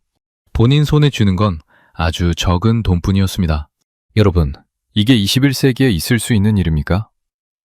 우리 동포들이 외국 땅에서 이렇게 살고 있다는 게 말입니다. 저는 그 광경을 보면서 가슴이 미어졌어요. 그런데 더 가슴이 아팠던 건요. 그분들이 우리를 보고 정말로 기뻐하시는 거였어요. 서명에서 사람이 왔다고, 위문 공연단이 와서 노래도 부르고 춤도 춰준다고. 어떤 분은 평양이 그립습니다. 어머니가 보고 싶습니다. 하면서 우셨어요. 평양에 두고 온 가족 생각을 하시는 거죠. 그분들이 그렇게 고생하면서 외화를 벌어보내는 그 돈이 평양에서 가족들을 살리는 거였으니까요. 저는 그날 그분들 모습을 카메라로 찍었어요. 그리고 다음날 평양으로 보낼 보도 원고를 썼습니다. 그 원고에 뭐라고 썼는지 아십니까? 위대한 김정은 원수님의 따뜻한 보살핌 속에 해외에서 충성을 다하고 있는 우리 노동자 동지들. 그들은 사회주의 조국의 영광을 위하여 굳건히 일하고 있으며 위대한 원수님의 은덕에 감사하며 행복한 나날을 보내고 있다. 여러분, 그 글을 쓰는 동안 저는 또 한 번 눈물이 났어요. 이게 제 평생 마지막으로 쓰는 거짓 원고가 될 거라는 걸 저만 알고 있었거든요. 그 원고를 다 쓰고 나서 저는 작은 목소리로 그분들께 사과했어요. 동지들, 죄송합니다. 마지막으로 한 번만 더 거짓을 쓸게요. 다음에는 진실을 말씀드리겠습니다. 정말로요? 그렇게 둘째 날이 갔습니다. 그리고 마침내 셋째 날이 왔어요. 셋째 날 일정은 노동자들과의 친선 만찬이었습니다. 호텔 식당에서 저녁을 먹고 보위부 감시원들이 다 같이 술을 한 잔씩 했어요.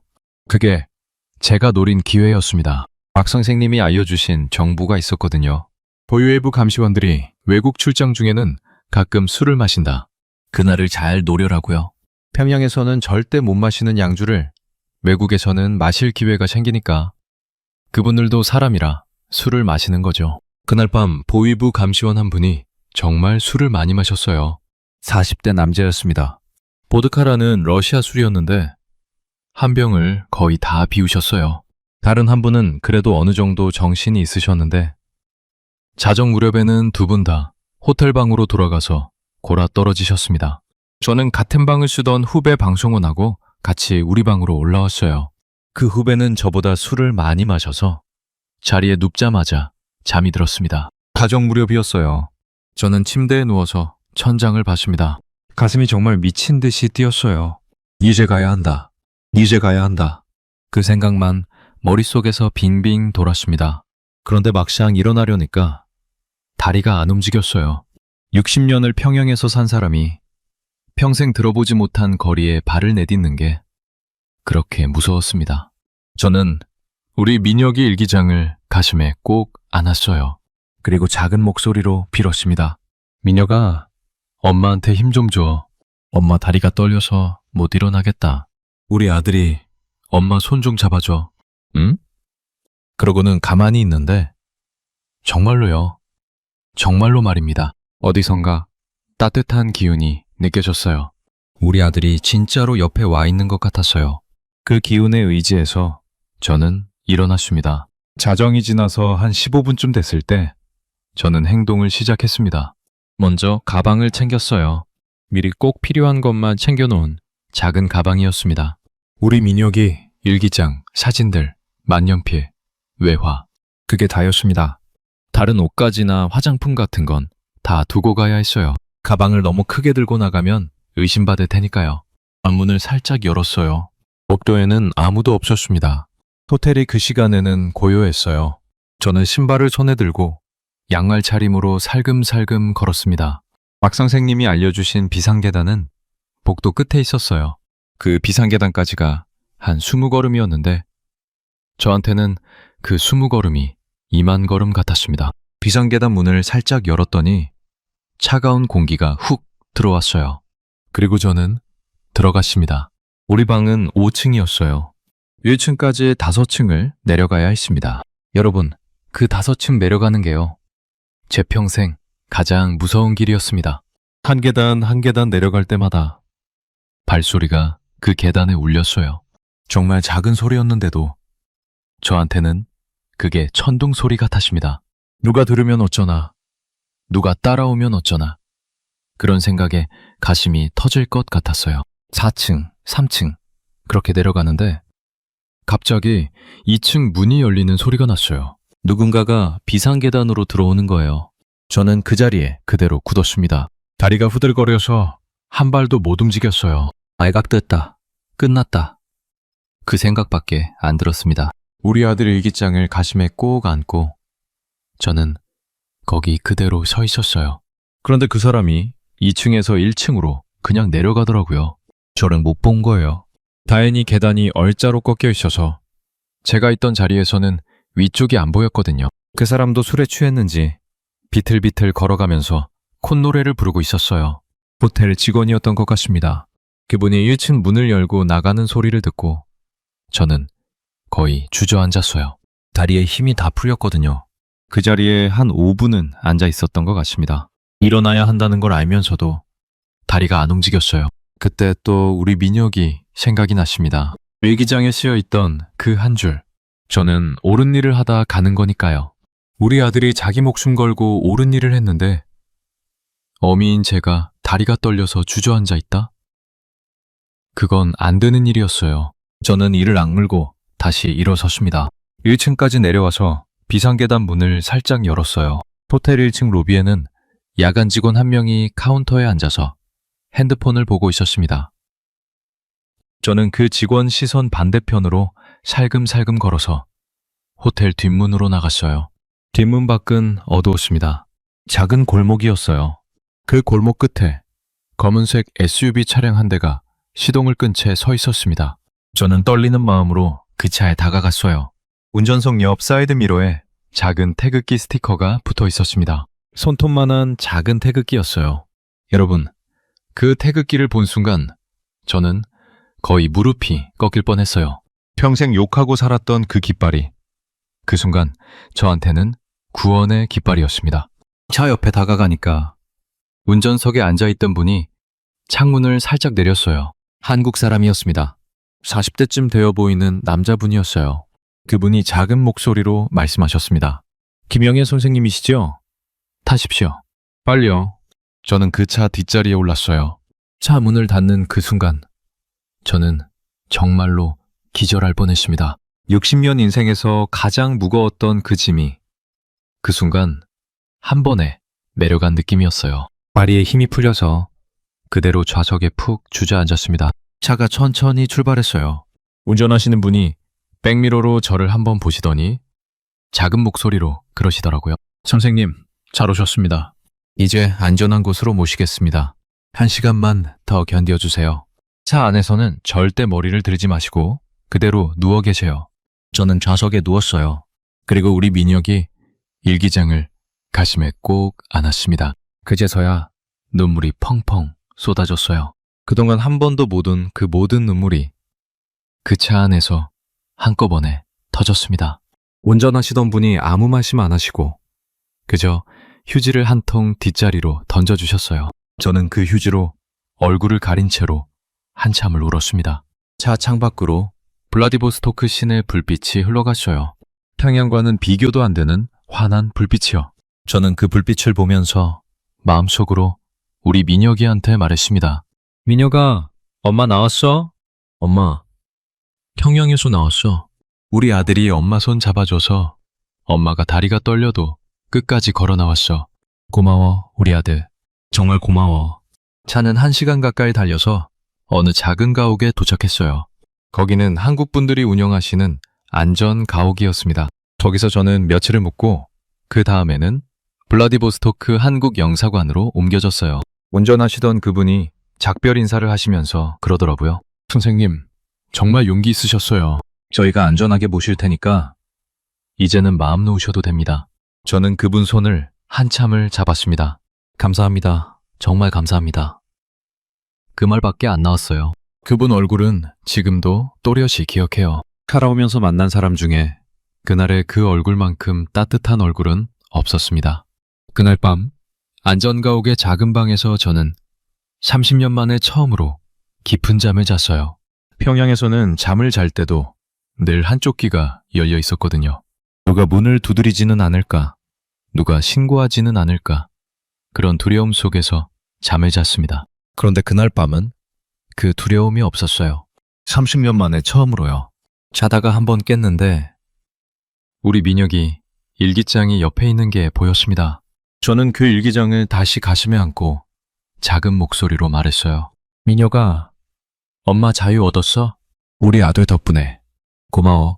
다음 이야기에서는 그 안전가옥에서 시작된 영사관 생활과 마침내 한국 비행기에 오르는 그 이야기를 들려드리겠습니다. 자유의 땅까지 이제 정말 한 발자국이 남은 그 시간 말입니다. 여러분, 자유라는 게 뭘까요? 저는 그 안전가옥에서 며칠을 머물면서 처음으로 그 질문을 스스로한테 던져봤습니다. 자유라는 게 도대체 뭘까? 내가 평생 욕하고 살았던 그 자유라는 게 진짜 어떤 걸까? 그런데 신기하게도 자유라는 게 그렇게 거창한 게 아니더라고요. 제가 처음으로 자유를 느낀 순간이 언제였는지 아십니까? 안전가옥에서 화장실에 갔을 때였어요. 정말입니다. 화장실 문을 닫고 거기 혼자 있는 그 시간이요. 평양에서는 화장실에서도 혼자가 아니었어요. 늘 누군가 듣고 있다는 그 느낌이 있었거든요. 그런데 그 작은 화장실에서 처음으로 저는 진짜로 혼자였습니다. 누구도 저를 듣고 있지 않았어요. 그게 자유였습니다. 자유는 거창한 게 아니더라고요. 그저 누구도 나를 듣지 않는 그 작은 방 한 칸. 그게 시작이었어요. 안전가옥에서 한 사흘쯤 묵었을 때 한국 영사관에서 사람이 왔습니다. 영사관 직원이라는 분이셨어요. 40대 후반쯤 되어 보이는 남자분이었습니다. 그분이 저를 보시더니 정중하게 인사를 하셨어요. 김영애 선생님이시죠? 저는 블라디보스토크 한국 총영사관에서 나왔습니다. 오시는 동안 고생 많으셨습니다. 저는 그분 손을 잡고 한참을 못 일어섰어요. 평생을 남조선 괴뢰도당이라고 부르며 살았던 그 사람들이 지금 제 앞에서 저를 보호해 주려고 와 계신 거였거든요. 미안하고 고맙고 부끄럽고 그 모든 감정이 한꺼번에 밀려왔습니다. 그분이 그날 저를 영사관까지 모셔주셨어요. 차로 한 30분 거리였습니다. 영사관 건물에 도착했을 때 정문 앞에 태극기가 펄럭이고 있는 걸 봤어요. 평양에서 태극기를 본 적이 한 번도 없었죠. 우리는 그걸 괴뢰기라고 불렀거든요. 그런데 그 깃발이 그 순간만큼은 정말 아름답게 보였습니다. 영사관 안으로 들어가니까 직원분들이 다 환하게 웃으시면서 저를 맞아주셨어요. 어떤 여직원분은 저를 보시더니 눈물을 흘리시더라고요. 저는 그 모습을 보고 또 한 번 가슴이 미어졌습니다. 처음 본 사람한테 이렇게 따뜻한 마음을 받아본 게 평생 처음이었거든요. 그날 저녁 식사가 정말 잊을 수가 없습니다. 영사관 직원분 한 분이 직접 음식을 만들어 주셨어요. 그분이 부엌에서 한참을 부산하시더니 작은 상을 들고 오셨습니다. 저는 그 상에 차려진 음식을 보고 또 울었어요. 쌀밥, 미역국, 김치, 그리고 계란말이가 있었습니다. 여러분, 평양에서도 쌀밥은 먹었어요. 김치도 먹었습니다. 그런데 그 음식이 너무 따뜻했어요. 평양에서 먹던 음식하고는 뭔가 달랐습니다. 그게 뭔지는 그때는 몰랐어요. 나중에 한국에 와서 보니까 그게 정이라는 거더라고요. 한국 사람들이 음식에 담는 그 정이라는 거요. 특히 그 계란말이를 보고 저는 한참을 못 먹었어요. 우리 손주가 마지막으로 먹었던 게 계란말이였잖아요. 할머니 음식이 제일 맛있어요 하던 그 어린 손주 얼굴이 자꾸 떠올라서요. 영사관 직원분이 그 모습을 보시고는 작은 목소리로 그러시더라고요. 선생님, 천천히 드세요. 시간 많아요. 천천히 드세요. 저는 그 말을 듣고 한 숟갈 한 숟갈 천천히 떠먹었습니다. 그 음식 맛을 저는 평생 잊지 못할 거예요. 영사관 생활이 시작됐습니다. 한 달이 넘게 그 안에서 묵었어요. 그런데 여러분, 그 한 달이 쉽지 않았습니다. 영사관이라는 곳이 한국 땅이긴 한데 어떤 면에서는 또 갇혀있는 곳이거든요. 밖에 나갈 수가 없었어요. 안전상 이유로요. 영사관 밖에는 러시아 경찰이 지키고 있었고 또 어디서 북한 보위부 사람들이 지켜보고 있을지 모른다고 했습니다. 그래서 저는 한 달 내내 영사관 안에서만 살았어요. 작은 방 하나에서 잠을 자고 식당에서 식사를 하고 마당에서 잠시 햇볕을 쬐고 그게 다였습니다. 그래도 저한테는 그 한 달이 평양에서 60년 산 것보다 더 자유로웠어요. 누구도 저를 감시하지 않았으니까요. 그 한 달 동안 한국에서 외교관 분들이 저를 만나러 오셨습니다. 서울에서 직접 오신 분들이었어요. 그분들이 저한테 여러 가지를 물어보셨습니다. 평양에서 어떻게 살았는지, 왜 떠나기로 결심했는지, 가족은 누가 있는지, 그런 것들을요. 저는 그분들께 솔직하게 다 말씀드렸습니다. 우리 민혁이 일기장도 보여드렸어요. 그 일기장을 보시고 한 분이 이렇게 말씀하셨습니다. 선생님, 자제분께서 정말 훌륭한 분이셨네요. 자제분의 그 마음을 한국에서 꼭 알리시기 바랍니다. 저는 그 말을 듣고 또 울었어요. 우리 민혁이를 훌륭한 분이라고 불러주는 사람을 처음 만난 거였거든요. 평양에서는 우리 아들이 비리 고발하다 살해된 의로운 청년이 아니라 그저 훈련 중 사고 사한 군인이었으니까요. 그런데 영사관 생활이 마냥 평온하지만은 않았습니다. 며칠 지났을 때 영사관에서 큰일이 났어요. 북한 측에서 러시아 정부에 공식 항의를 했답니다. 조선민주주의 인민공화국 공민이 한국 영사관에 불법 억류되어 있다고요. 그러니까 저를 강제로 송환하라는 거였어요. 그날 영사관 직원분이 저한테 그 소식을 알려주시면서 정말 죄송한 표정을 지으셨습니다. 선생님, 지금 외교적으로 좀 복잡한 상황입니다. 러시아 정부가 어떻게 결정하느냐에 따라서 저는 그 말을 듣고 가슴이 또 철렁했어요. 여기까지 왔는데 이렇게 다 와서 만약 러시아가 저를 성환하기로 결정하면 저는 평양으로 돌아가야 했어요. 그러면 우리 아들이 당한 것보다 더 끔찍한 일을 당하게 되겠죠.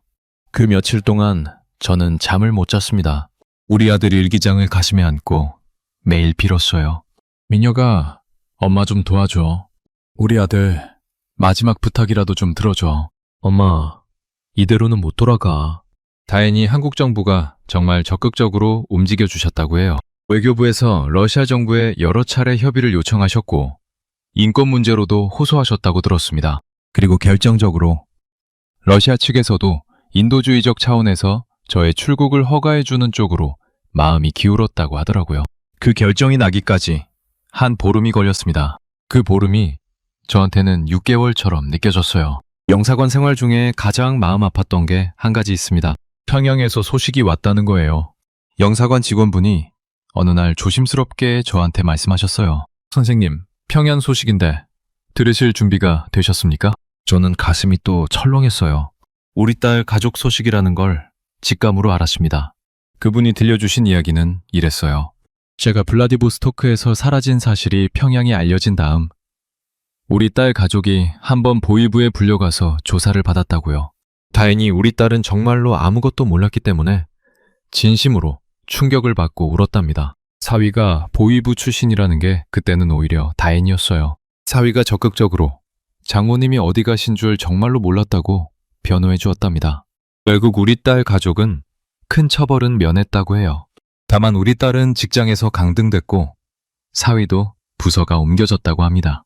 그리고 평양 거주증은 유지하게 됐다고요. 그건 정말 다행이었습니다. 저는 그 소식을 듣고 안도의 한숨을 쉬면서도 또 한참을 울었어요.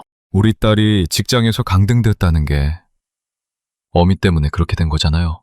그리고 우리 손주들, 우리 어린 손주들이 학교에 가면 친구들한테 뭐라고 들을지 네 할머니 도망갔다며 그런 말 들을 텐데 그 어린 마음이 얼마나 상처받을지 생각하니까 가슴이 미어졌어요. 저는 영사관 직원분께 부탁드렸습니다. 우리 딸한테 한 번만 메시지를 전달할 수 있을까요? 저 살아있다고, 어미가 미안하다고, 그것만이라도 전할 수 있을까요? 그분이 안타까운 표정으로 저를 보셨어요. 그리고 작은 목소리로 말씀하셨습니다. 선생님, 그건 우리 딸, 가족을 더 위험하게 할 수 있습니다. 평양에서 외부 소식을 받았다는 사실 자체가 죄가 되니까요. 제 생각에는 따님께서 어머님이 잘 계신다는 걸 마음으로 아실 거라고 믿으셔야 할 것 같습니다. 어머니 마음이 가시는 그곳에 따님께서도 마음으로 가 계실 겁니다. 여러분, 그 말이 너무 야속하면서도 또 옳은 말이었어요. 우리 딸한테 메시지 한 줄 보내는 게 우리 딸과 손주들을 더 위험에 빠뜨리는 일이 될 수 있다니 그 사실이 너무 슬펐습니다. 그날 밤 저는 영사관 마당에 나가서 하늘을 봤어요. 별이 많이 떠 있었습니다. 그 별들 중 어느 별 하나가 평양 위에도 떠 있겠죠. 우리 딸도 그 별을 보고 있을지 모르고요. 저는 그 하늘에다 대고 작은 목소리로 말했습니다. 우리 딸아, 어미가 미안하다. 정말 미안하다. 그래도 어미는 살아있어. 어디선가 우리 딸 잘 살기를 빌고 있어. 우리 손주들 잘 키우거라. 어미가 살아있는 동안은 너희들 생각하고 살게. 마침내 그날이 왔습니다. 영사관에 온 지 한 달하고도 보름이 지났을 때였어요. 한국 외교관 한 분이 환한 표정으로 제 방에 들어오셨습니다. 선생님, 좋은 소식입니다. 러시아 정부가 출국을 허가했습니다. 내일 한국행 비행기에 오르실 수 있습니다. 저는 그 말을 듣고 한참을 멍하게 있었어요. 너무 갑자기 들은 소식이라 실감이 안 났거든요. 그분이 한 번 더 말씀해 주셨어요. 선생님, 내일이에요. 내일 서울로 가시는 겁니다. 그제서야 저는 그 자리에 주저앉아서 울었습니다. 한 달 보름 동안 영사관에 갇혀서 매일 빌던 그 일이 드디어 이루어진 거였어요. 한국으로 가는 거예요. 진짜 한국으로요. 그날 밤 저는 짐을 챙겼습니다. 짐이라고 해야 별것 없었어요. 영사관에서 입던 옷가지 몇 벌하고 아들 일기장하고 사진들, 그게 전부였습니다. 그래도 그 작은 가방을 챙기는데 가슴이 정말 떨렸어요. 그날 밤도 저는 잠을 못 잤습니다. 그런데 이번에는 두려워서가 아니었어요. 설레서요. 정말로요.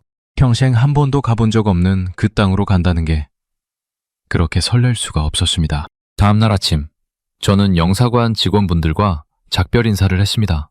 처음 저를 영사관까지 모셔주신 그 40대 외교관 분이 공항까지 동행해 주셨어요. 차를 타고 공항으로 가는 길에 그분이 작은 봉투 하나를 저한테 주셨습니다. 선생님, 한국 가시면 필요할 것 같아서요. 한국 돈입니다. 많지는 않지만 저는 그분 손을 잡고 한참을 말을 못했어요. 정말 끝까지 챙겨주시는 마음에 또 가슴이 따뜻해졌습니다. 블라디보스토크 공항에 도착해서 저는 한국행 비행기에 올랐어요. 작은 비행기였습니다. 우리 비행기 같은 큰 비행기가 아니었어요. 한국 직항이 아니라서 일단 다른 도시를 거쳐서 가야 한다고 했습니다. 비행기에 올라서 자리에 앉았는데 옆자리에 한국분이 한 분 앉으셨어요. 평범한 사업가 같은 분이었습니다. 그분이 저를 보시더니 그냥 인사를 한마디 하셨어요. 안녕하세요. 저는 그 한마디에 또 가슴이 떨렸습니다. 평양에서는 처음 보는 사람한테 그렇게 인사 안 해요. 인사하면 의심받거든요. 당신 누구세요? 같은 분위기가 됩니다.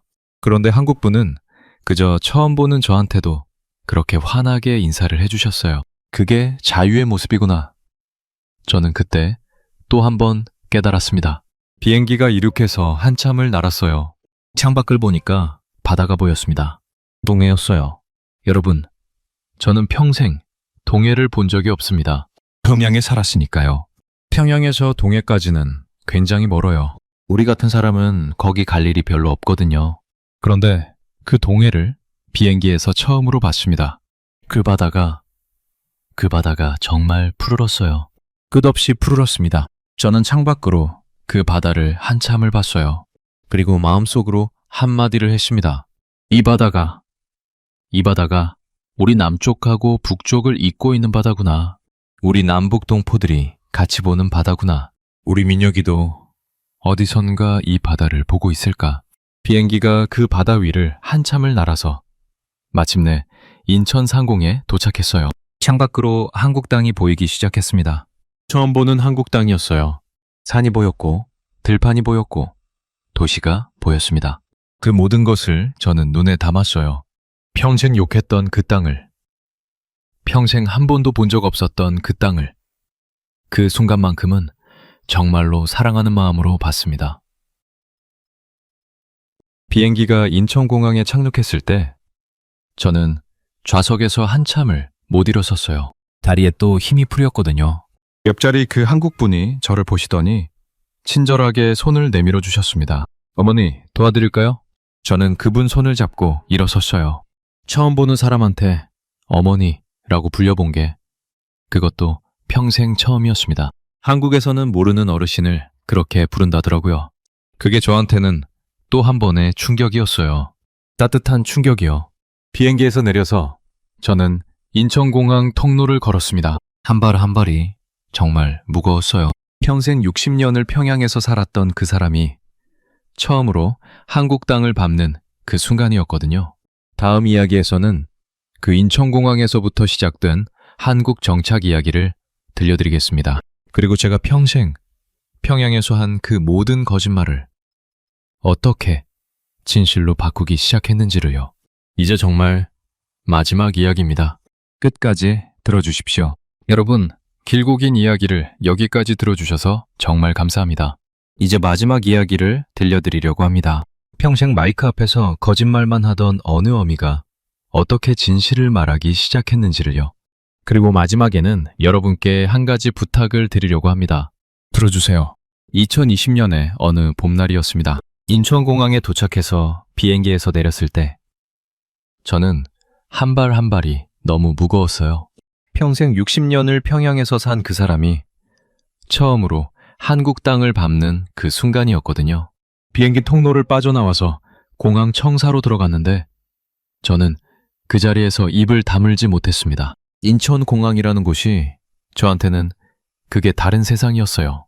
천장이 너무 높았고 사람들이 너무 많았고 가게들이 너무 환했습니다. 어디를 봐도 사람들이 환하게 웃고 있었어요. 어떤 사람은 가족을 만나서 끌어안고 있었고 어떤 사람은 캐리어를 끌면서 신나게 걸어가고 있었습니다. 누구도 다른 사람을 의심하지 않았어요. 누구도 누구를 감시하지 않았고요. 그 광경을 보면서 저는 한참을 그 자리에 서 있었습니다. 한 직원분이 저를 영접하러 와 계셨는데 그분이 저를 한참을 기다려 주셨어요. 제가 그 풍경을 다 눈에 담을 때까지요. 선생님, 가시지요. 차가 기다리고 있습니다. 저는 그분을 따라서 공항 밖으로 나갔습니다. 공항 밖으로 나가는데 갑자기 가슴이 또 떨렸어요. 평양에서는 공항 밖이 또 감시의 영역이었거든요. 누가 누구를 만나는지, 누가 어디로 가는지 다 감시당했습니다. 그런데 여기는 그냥 평범한 길이었어요. 아무도 우리를 쳐다보지 않았습니다. 차에 올라서 서울 시내로 들어가는 길에 저는 창밖을 한참을 봤어요. 한국의 봄이 너무 아름다웠습니다. 길가에 벚꽃이 한창 피어 있었고 사람들이 그 아래에서 사진을 찍고 있었어요. 평양에도 벚꽃이 있어요. 그런데 평양 사람들은 벚꽃 아래에서 그렇게 자유롭게 사진을 못 찍습니다. 그런 모습이 저한테는 또 충격이었어요. 서울에 도착해서 저는 국가정보원이라는 곳에서 조사를 받았습니다. 한 달 가까이 됐어요. 평양에서 어떻게 살았는지, 방송원으로 어떤 일을 했는지, 왜 떠나기로 결심했는지, 그런 것들을 다 말씀드렸습니다. 그분들은 정말 친절하셨어요. 처음에 저는 솔직히 말씀드리면 좀 두려웠습니다. 평양에서 보위부에서 조사받으면 어떻게 되는지 봐봐서요. 그런데 한국 분들은 달랐어요. 저한테 따뜻한 차를 내주시고 식사도 잘 챙겨주시고 힘들면 쉬게 해주셨습니다. 조사 마치고 저는 하나원이라는 곳으로 갔어요. 거기는 탈북민들이 처음 한국에 와서 한국 사회 적응 교육을 받는 곳입니다. 한 3개월을 거기서 지냈어요. 여러분, 그 3개월이 저한테는 정말 특별한 시간이었습니다. 그 안에서 저는 처음으로 자유의 작은 조각들을 하나하나 경험했거든요. 가장 먼저 충격을 받은 건 휴대폰이었어요. 여러분도 지금 다 휴대폰 가지고 계시잖아요. 그게 저한테는 처음이었습니다. 평양에도 휴대폰이 있어요. 그런데 평양에서는 휴대폰으로 외부랑 통화를 못합니다. 외국에 전화 못 걸어요. 인터넷도 못 쓰고요. 그저 평양 안에서 통화하는 그 정도예요. 그런데 한국 휴대폰은 전 세계랑 다 연결이 되더라고요. 정말 깜짝 놀랐어요. 그리고 인터넷이라는 게 있는데 거기에 뭐든지 다 나와요. 정말로요? 평양에서는 절대 알 수 없었던 것들이 거기 다 있었습니다. 저는 인터넷에서 처음으로 검색을 해봤어요. 뭘 검색했는지 아십니까? 북한이었습니다. 그리고 북한 인권이라고도 쳐봤어요. 그러니까 평양에서는 절대 못 봤던 자료들이 어마어마하게 쏟아져 나오더라고요. 평양에서 어떤 일들이 벌어지는지, 정치범 수용소가 어떤 곳인지, 우리 인민들이 어떻게 살고 있는지 그 모든 게 거기 다 있었습니다.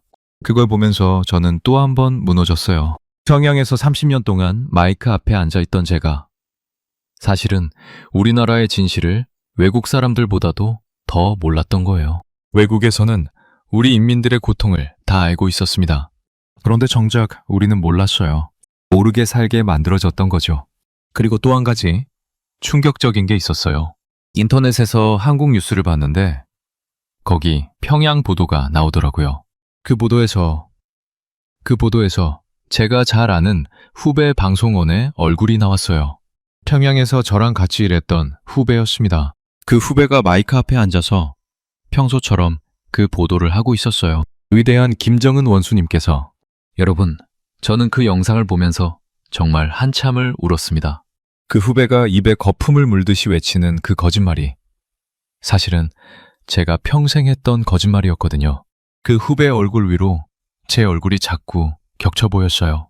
30년 전에 제가 30년 후의 후배 얼굴 안에 여전히 살아있는 거였습니다. 저는 그 영상을 다 보고 화면을 한참을 들여다봤어요. 그리고 작은 목소리로 그 후배한테 말했습니다. 미안하다 후배야. 선배가 미안하다. 너도 언젠가는 깨닫겠지. 그날까지 부디 살아만 있어다오. 하나원에서 또 한 가지 잊을 수 없는 일이 있었어요. 마트에 처음 갔을 때예요. 직원분이 우리 탈북민들을 데리고 동네 마트에 가셨어요. 한국 생활 적응을 위한 견학이라고 하셨습니다. 저는 그 마트에 들어가서 또 입을 못 다물었어요. 여러분, 평양에도 백화점이라는 게 있어요. 평양 1호 백화점이라고 큰 곳이 있습니다. 그런데 거기에는 진열대만 화려하지 사실 물건이 별로 없어요. 매화 상점에는 좀 있지만 그것도 아주 비싸고 종류도 적었습니다. 그런데 한국 마트는요, 정말 별의별 게 다 있더라고요. 쌀만 해도 종류가 수십 가지였어요. 김치도 수십 가지, 라면도 수십 가지, 과자도 수백 가지. 저는 그 진열대를 보면서 한참을 멍하게 서 있었습니다.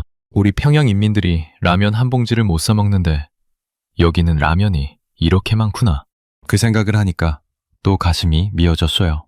같은 민족인데 왜 이렇게 다르게 살고 있는 걸까요? 같은 한국말을 쓰고 같은 김치를 먹고 같은 추석을 지내는 사람들인데 왜 한쪽은 풍족하게 살고 다른 한쪽은 굶어 죽고 있는 걸까요? 마트에서 직원분이 저한테 카트를 끌게 해주시면서 그러시더라고요. 선생님, 드시고 싶은 거 있으면 다 담으세요. 오늘은 다 사드릴게요. 저는 그 말을 듣고 한참을 망설였어요. 평양에서는 그렇게 마음껏 사본 적이 없었거든요. 평양 특권층이었던 저도요. 그런데 한 가지가 눈에 들어왔어요. 라면이었습니다. 우리 손주가 라면을 좋아한다고 우리 딸이 한번 말한 적이 있었거든요. 평양에서는 라면이 정말 귀해서 손주가 어쩌다 한 번 먹는 게 다였어요. 저는 그 라면을 들고 한참을 봤어요. 그리고 그 라면을 카트에 담으면서 우리 손주한테 마음으로 말했습니다. 우리 손주야, 할머니가 여기 와서 라면 한 봉지를 사면서 너 생각이 났단다. 너도 언젠가 이런 마트에 와서 라면을 마음껏 살 수 있는 날이 왔으면. 하나원을 마치고 저는 정착 지원금을 받아서 작은 임대 아파트를 얻었어요. 서울 어디라고는 말씀드리지 않을게요. 안전 때문입니다. 이해해 주세요. 그 아파트에 처음 들어간 날, 저는 한참을 거실에 앉아 있었어요. 작은 아파트였지만 평양에서 살던 그 큰 집보다도 저한테는 더 따뜻하게 느껴졌습니다. 왜냐면 그 집은 진짜로 제 집이었거든요. 누가 감시하지 않는 진짜 제 공간이었어요. 저는 짐을 풀면서 가장 먼저 우리 민혁이 사진을 거실 가장 잘 보이는 자리에 놓았습니다. 그리고 우리 민혁이 일기장도 그 옆에 두었어요. 우리 손주들 사진도 남편 만년필도 다 그 자리에 놓았습니다. 그 작은 거실에 앉아서 저는 아들 사진한테 말했어요. 민혁아, 엄마 도착했어. 엄마, 진짜 한국에 도착했어. 우리 아들 덕분에. 고마워. 그날 밤 저는 그 작은 아파트 거실에 누워서 천장을 한참을 봤어요. 한국 천장은 평양 천장하고도 똑같은 색깔이더라고요.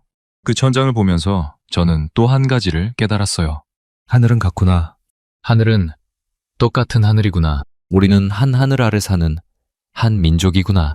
그 후로 저는 한국 생활에 천천히 적응해 갔습니다. 처음에는 정말 모든 게 어색했어요. 말투가 좀 달랐어요. 한국 사람들은 평양말이랑 좀 다르게 말씀하시거든요. 처음에는 사람들이 제 말투를 듣고 좀 이상하게 생각하셨어요. 그래서 저는 일부러 한국 말투를 배우려고 노력했습니다. 텔레비전 보면서 따라하고 라디오 듣고 따라하고요. 평생 마이크 앞에서 정확한 발음을 한다고 했던 그 사람이 60대에 한국 말투를 다시 배우게 된 거예요. 그리고 음식 맛도 좀 달랐어요. 한국 김치는 평양 김치보다 좀 매웠고 한국 된장찌개도 평양 된장하고는 맛이 달랐습니다. 그래도 한국에 있는 동안 저는 한국 음식을 정말 좋아하게 됐어요. 특히 떡볶이라는 거. 그게 정말 맛있더라고요. 우리 손주가 이 떡볶이를 먹어보면 얼마나 좋아할까. 그 생각을 자주 했습니다. 또 한 가지, 한국에 와서 정말 신기했던 게 있어요. 24시간 편의점이라는 거였습니다. 그게 도대체 뭐 하는 곳인가 싶었어요. 한밤중에 가게가 문을 열어놓는다는 게 평양에서는 상상할 수도 없는 일이었거든요.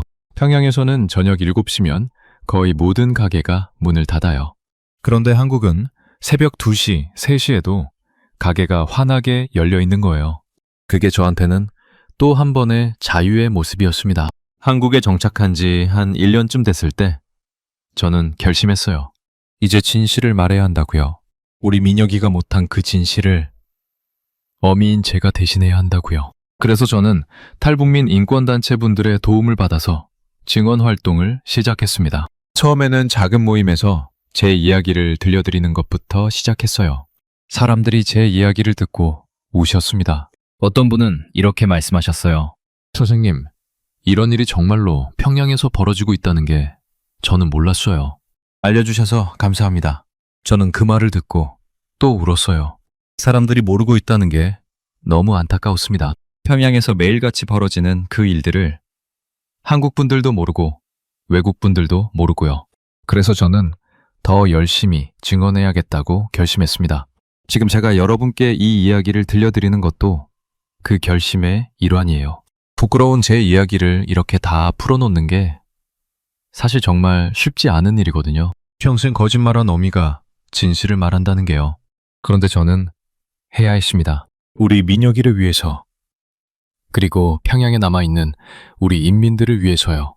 여러분, 이제 가장 중요한 한마디를 드리고 싶어요. 저는 평양 한복판에서 30년을 산 사람입니다. 김씨 일가의 동정 보도를 직접 했던 사람이에요. 평양에서 가장 잘 사는 동네인 경루동에 살았고 24시간 전기를 썼고 일제 가전을 썼고 외화 상점에서 외국 과자를 사 먹었습니다. 평양 인민들이 보기에 저는 정말 부러움의 대상이었어요. 특권층 중에서도 특권층이었습니다. 그런데요, 여러분. 그런 저도 결국 노예였습니다. 마이크 앞에서 거짓말을 해야만 살 수 있는 노예. 자식이 죽었는데 그 죽음마저 거짓으로 보도해야 하는 노예. 옆집에서 사람이 끌려가도 입을 다물어야 하는 노예. 평생 남쪽을 욕하면서 가슴속으로는 그게 거짓말이라는 걸 알면서도 입 밖에 못 내는 노예. 여러분, 평양 한복판의 1번 방송원도 노예였습니다. 그러면 그 아래에서 굶주리고 두들겨 맞고 자식 잃고 사는 우리 인민들은 어떨까요? 그분들의 삶이 어떨지 여러분 한 번만 마음으로 헤아려 주세요. 그것만이라도요. 저는 운이 좋았어요. 60대 늦은 나이에라도 자유를 얻었으니까요. 그런데 평양에는 여전히 우리 동포들이 갇혀 있습니다. 그분들 중에는 우리 딸도 있고 우리 손주들도 있고요. 박 선생님처럼 양심을 가지고도 평생 입을 다물고 살아야 하는 분들도 있습니다.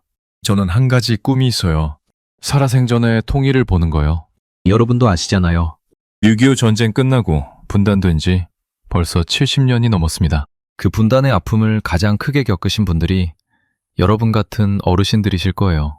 이산가족 상봉 때 텔레비전 보면서 우신 분들도 많으실 겁니다. 저는 정말 살아생전에 한 번이라도 우리 손주들 손을 잡아보고 싶어요. 우리 큰 손주가 지금 11살, 작은 손주가 9살이에요. 그 어린 손주들 한 번이라도 안아보고 싶습니다. 할머니야, 할머니가 너희 라면 사주려고 한국 와서 매일 기도했어. 라고 한 번이라도 말해보고 싶어요. 그리고 우리 딸한테도 한마디 하고 싶어요. 우리 딸 어미가 미안하다. 너희 가족 두고 어미 혼자 도망와서 정말 미안하다. 그래도 어미는 매일 너희들 생각하고 살아. 어미가 죽기 전에 한 번이라도 우리 딸 손 잡아보고 싶다. 우리 손주들 머리 한번 쓰다듬어 보고 싶다. 어미가 그날까지 살아있을게. 여러분, 마지막으로 한 가지 부탁이 있어요. 평양에서 여전히 마이크 앞에 앉아서 거짓말을 하는 우리 후배의 방송원들이 있습니다. 평양 거리에서 굶주리고 있는 우리 인민들이 있습니다. 군 부대에서 진실을 말하려다 죽임을 당하는 우리 청년들이 있습니다. 외국에 끌려가서 노예처럼 일하고 있는 우리 노동자들이 있습니다. 그리고 이 어미가 두고 온 우리 딸과 손주들이 있습니다. 여러분, 그분들을 잊지 말아주세요. 그것 한 가지면 됩니다. 같은 민족이라는 것, 같은 하늘 아래 살고 있는 한 핏줄이라는 것, 그것만 가슴에 품고 있어주세요. 우리가 통일이 되는 그날까지요. 저는 65세지만 통일이 되는 그날까지 살아있고 싶어요. 그리고 그날이 오면 평양에 있는 우리 아들 묘소에 한 번 더 가고 싶습니다. 거기서 우리 아들한테 이렇게 말하고 싶어요. 민효가, 엄마가 약속 지켰어. 엄마가 진실을 말했어. 평생 한 거짓말을 다 토해냈어. 우리 아들 덕분에. 그리고 우리 가족이 다시 만났어. 엄마가, 우리 딸이, 우리 손주들이 다 같이 너 보러 왔어. 우리 민효가 엄마 약속 지켰어? 여러분, 길고 긴 어미의 이야기 들어주셔서 정말 감사합니다. 저는 김영애입니다. 평양 출신. 전 조선중앙방송위원회 텔레비전 총국 방송원입니다. 그리고 지금은 대한민국에 사는 진실을 말하는 어미입니다. 여러분, 부디 건강하세요. 그리고 우리 평양에 두고 온 동포들도 한 번씩만 마음에 담아주세요. 이상으로 제 이야기를 마치겠습니다. 들어주셔서 감사합니다.